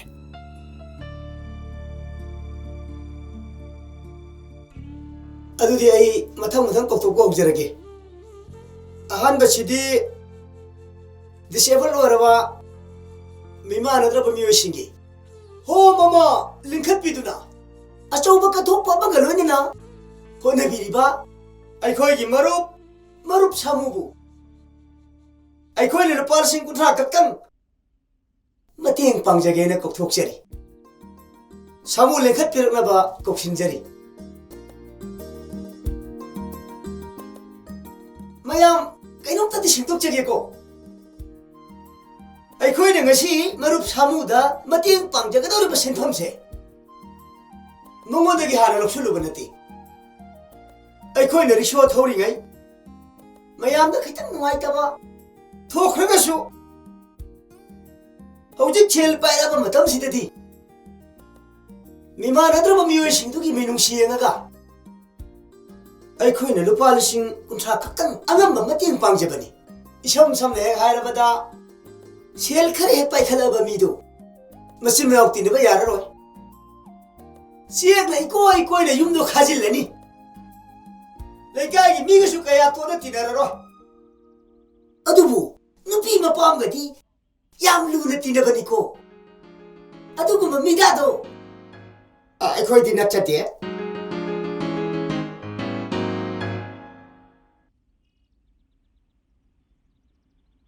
ꯌꯥꯝ ꯅꯨꯡꯉꯥꯏꯖꯔꯦ ꯃꯊꯪꯗ ꯂꯥꯏꯁꯝ ꯆꯂꯥꯝꯕ ꯃꯥꯅꯦ ꯑꯩ ꯏꯁꯥꯅꯦ ꯑꯅꯤꯃꯛ ꯂꯥꯏꯁꯝ ꯆꯂꯥꯝꯕ ꯉꯥꯛꯇꯔꯣ No. She is my wife. Oh, beautiful. ꯑꯗꯨꯗꯤ ꯑꯗꯣꯝꯒꯤ ꯋꯥꯏꯐꯇꯨ ꯉꯥꯛꯇꯪ race ꯇꯧꯍꯟꯕꯤꯔꯝꯃꯨ ꯑꯗꯨꯒ ꯆꯂꯥꯝꯕ ꯑꯣꯏꯅ come on.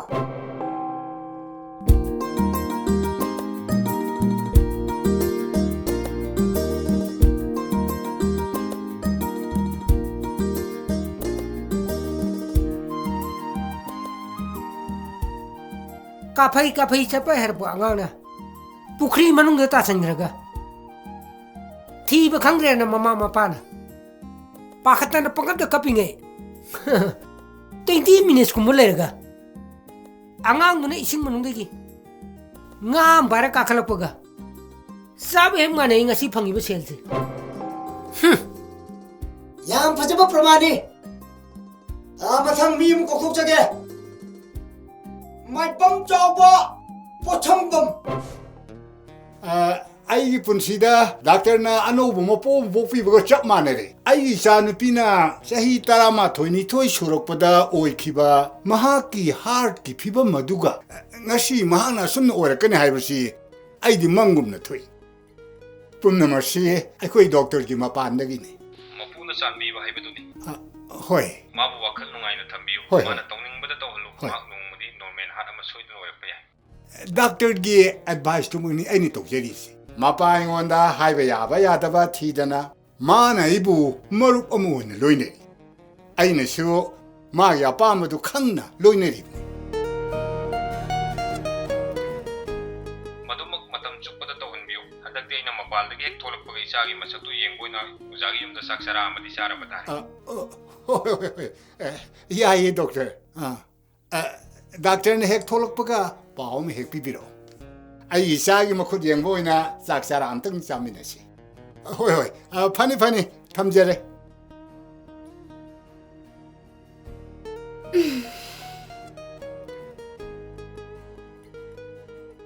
Bima, isa kaidora. Babu, ngasi di ay wakan yam nungaiti. Kari haiba. Isa bu wakan nungai raktreba. Kaidora ki. Seng na ipa dekta hayo. Kaidora ki. Ay koy Herodo. Ha. Herodo kaidora ba. Director magi masanupi ni haiba amna car da hap ta na nungtigi pu leireba. Ay Herodo yam pangbane ba. Aseng ba wa yang ngangan bane magi matawduda nupidu na ma soy phabigarane ba Chume mahusana apang mamiga angang sina asumbo wa ngangale karigumba nupidu na ga phagraba aidi sini ajini isa sibiyate ha adudi kari upai leiri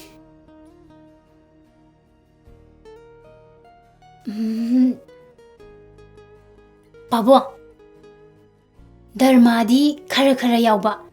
Mina di masak fazana khangdriba nupa amaga laigadro. Ha. Drama yauba duda isabu amu. As ai yaine ipasu drama di yamna pamjabani Natte mi pabo. adu di karigino hairo dana Sen tingjesanu.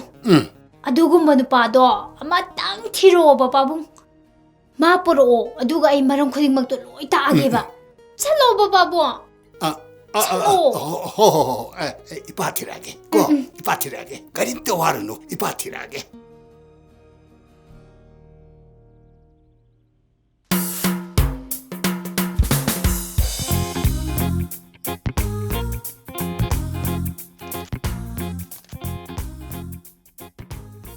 Ima.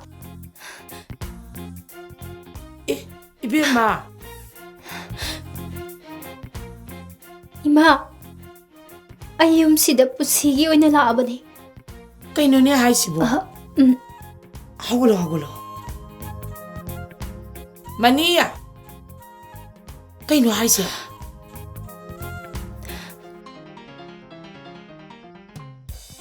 Ima. Hangsi segi luhongbo numini. Kari?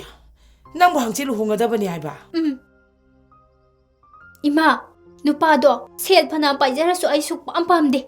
Aibu yum sida punsi chu palahan biyoba. Namau bom ta lausan biyo haiba.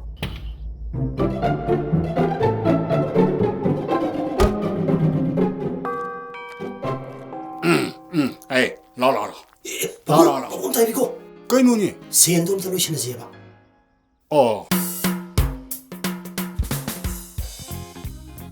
Lisingam 장관이 거. Pabung kito di happy ugo droge. 호린 타복 로레가 합게 와니. 정화디 happy ko pabung. 합그네. 타복 뒤들로 여기서는. 라.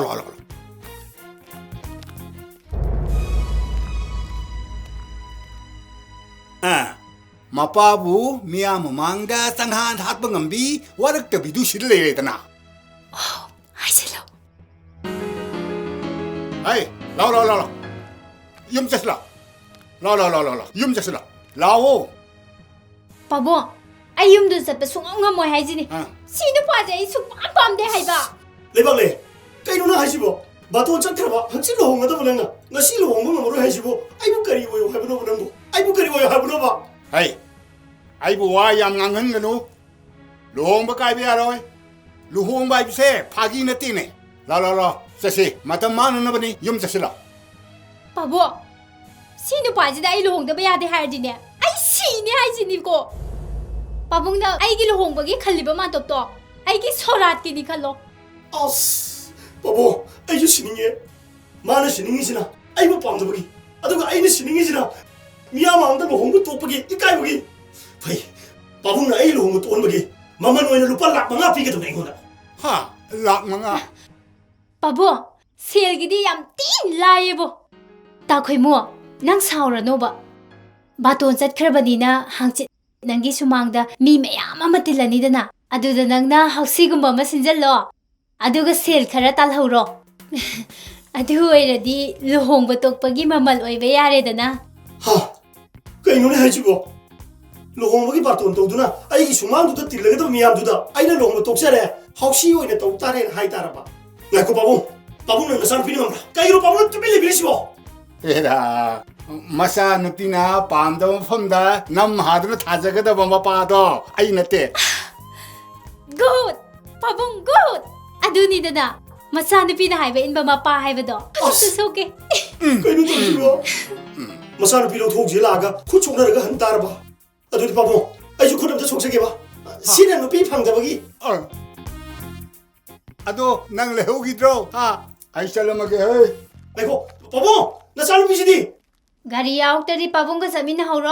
Aduna pharadra. Sienju khara wana gimni. Pabong, atangai khuao. Kari mataung no ne mang lahara. Ima, mang na te taibang ne. Namawa man ima bo inthok piram labasu. Ay na ngasi ima bo pelhala daw ba ne. Ima, ado ay imong sangaga ising asaba lumusura. Kung kusam na ba? Ibema, nung tila sida niya. Ising asabaga lumuranu. Yara nida. Tabakadi yam padong maline. Ma. Itay na tro. Mani. Ma. Ay sana tong bilaw girugi ge. 저 ꯂꯧꯕꯤꯔꯣ 저 ꯍꯣꯏ ꯏꯃꯥ ꯑꯩ ꯆꯠꯂꯨꯈꯤꯒꯦ ꯏꯅꯦ ꯍꯣꯏꯗꯤ ꯎꯗꯦꯅ ꯍꯧꯖꯤꯛꯇ ꯂꯩꯔꯝꯕꯅꯦ ꯑꯁꯥꯏꯗ ꯊꯣꯛꯈꯤ ꯂꯥꯡꯕꯟꯒꯤ ꯅꯨꯡꯁꯥꯁꯤꯁꯨ ꯑꯣꯟꯊꯣꯛꯅ ꯁꯥꯈ꯭ꯔꯦ ꯏꯁꯤꯡ ꯑꯌꯤꯡꯕ ꯈꯤꯇ ꯊꯛꯀꯦ ꯌꯥꯅꯤ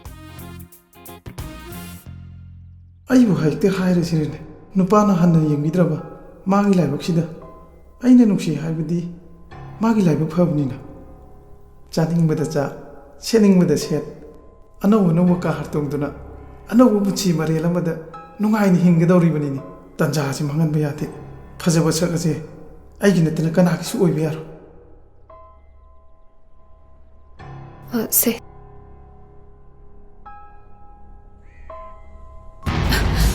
ꯁꯅꯥꯇꯣꯝꯕꯤ ꯑꯩ ꯅꯪꯕꯨ ꯊꯃꯣꯏ ꯁꯦꯡꯅ ꯅꯨꯡꯁꯤ ꯉꯁꯤꯗꯒꯤ ꯑꯩꯈꯣꯏꯅꯤꯒꯤ ꯑꯣꯏꯕ ꯅꯨꯡꯉꯥꯏꯕ ꯄꯨꯟꯁꯤ ꯑꯃ ꯁꯦꯝꯃꯁꯤ ꯈꯨꯠꯁꯦ ꯊꯥꯗꯣꯛꯑꯣ ꯑꯩꯕꯨ ꯊꯥꯖꯧ ꯑꯩ ꯅꯪꯅ ꯍꯥꯏꯕ ꯂꯣꯏ ꯌꯥꯅꯤꯌꯦ ꯁꯅꯥ ꯂꯨꯄꯥ ꯅꯪꯅ ꯍꯥꯏꯕ ꯈꯨꯗꯤꯡꯃꯛ ꯑꯩ ꯂꯣꯏꯅ ꯄꯤꯒꯦ ꯅꯃꯥꯅꯆꯥꯒꯤ ꯐꯖꯔꯕ ꯌꯨꯝ ꯑꯃꯁꯨ ꯁꯥꯒꯦ ꯑꯩꯒꯤ ꯅꯨꯄꯤ ꯑꯍꯜ ꯏꯆꯥꯁꯤꯡꯅ ꯅꯪꯉꯣꯟꯗ ꯈꯛ ꯌꯦꯜꯍꯜꯂꯣꯏꯌꯦ ꯈꯨꯠꯁꯦ ꯊꯥꯗꯣꯛꯑꯣ ꯁꯅꯥꯇꯣꯝꯕꯤ ꯈꯨꯠꯁꯦ ꯊꯥꯗꯣꯛꯑꯣ ꯑꯩꯅ ꯍꯥꯏꯕ ꯌꯥꯎ ꯍꯥꯏꯕꯅꯦ ꯑꯩꯒꯤ ꯈꯨꯠꯁꯦ ꯊꯥꯗꯣꯛꯑꯣ ꯍꯥꯏꯕꯅꯦ ꯁꯅꯥꯇꯣꯝꯕꯤ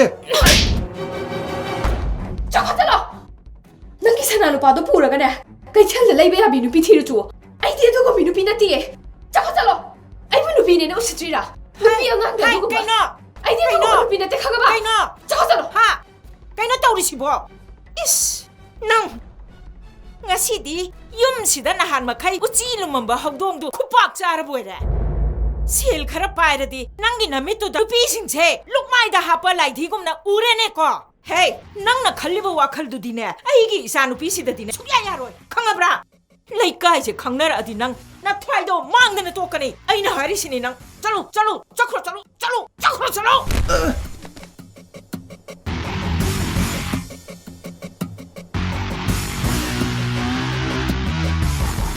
ꯅꯣꯡꯃ ꯑꯩꯒꯤ ꯌꯨꯝꯗ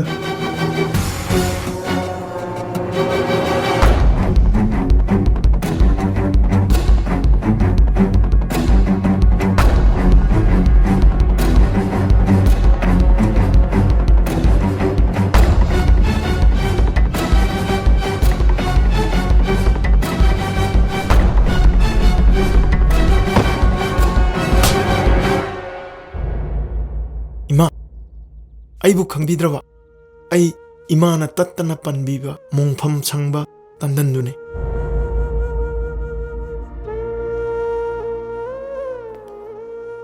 ꯏꯃꯥ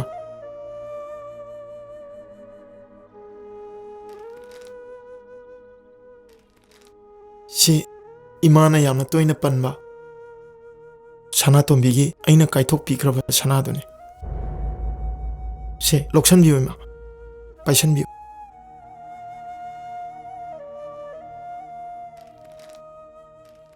सिना अई थबकीदमक इमाना इंगोंदा पांगबिरखिबा सेनदुने सनातोंबे नंग अईगी मरक्ता इमाना पुंसिगी सैखई अमदी सिंगबिरे निंथे नते करीनो नंगना हाइरिदुबो सनातोंबे मतिक चादबा नुपासिंगी नुपी खक्तना ममित्तगी मपी ताई अइना मतिक चादबदगी नंगना मित्तगी पी तारिबने नंग अइबुदी वारगनो ngaside ai ichabu lo ulabane aishu thamoi panbanina ichabu nungsiba masak khangi nahan makhaide yum sidagi isado ichin china purage haiba ngamte hojikti nangi laman su tondre nangi sel sana lupa ai loina maksinge isade isa lanjan bide isa lanchin bi kadaino lanchen bi pabung lai tholo lanchen bi pabung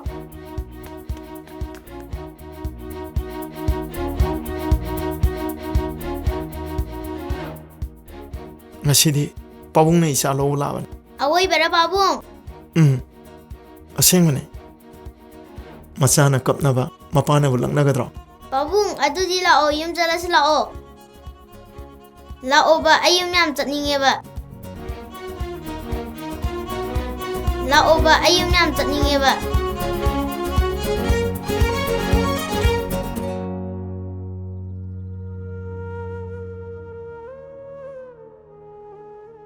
Imagi bema. Imana nangi panaba siluban sidi. Ichagi laibok sidi.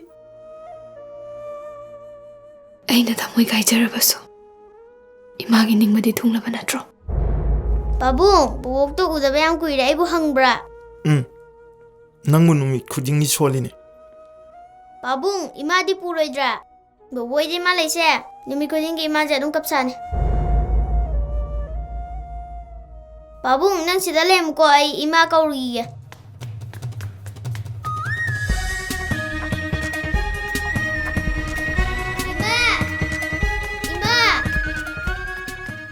Lao yum jalas lao. Babung lai ngai sida chatlau ra che. Lao yum jalas lao. Lanchen bi. Ima chalarek. Punsi chupa yum masidane ima lai horek. Nang babung achakro. Yaro jalas lao ba. Jalas lao ba ima se. Nang chalo. Lanchen bi. Ima chalarek. Sana tombi. Nang chatlo. Nang chatlo. Sujiga loina na nang chatlo sana tombi.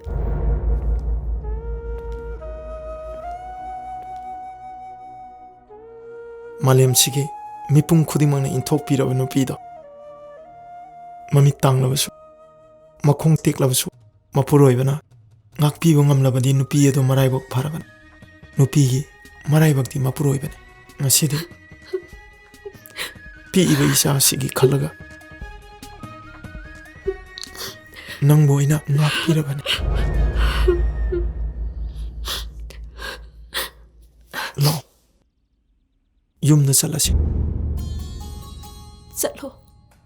Chalo Jamina kro chalo Ima akhoi mu chaluki Chalo Mama jalas lao.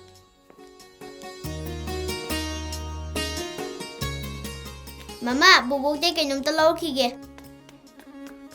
Bubo ai si lai di sana mai luba oi jarage.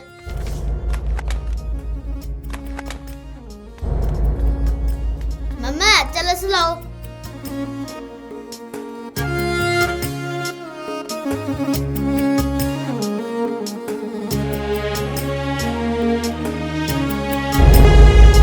Ho Ima, ho Bobo, ho Ima, ho Bobo. Phajadar yengu aise. Lagi macaman bara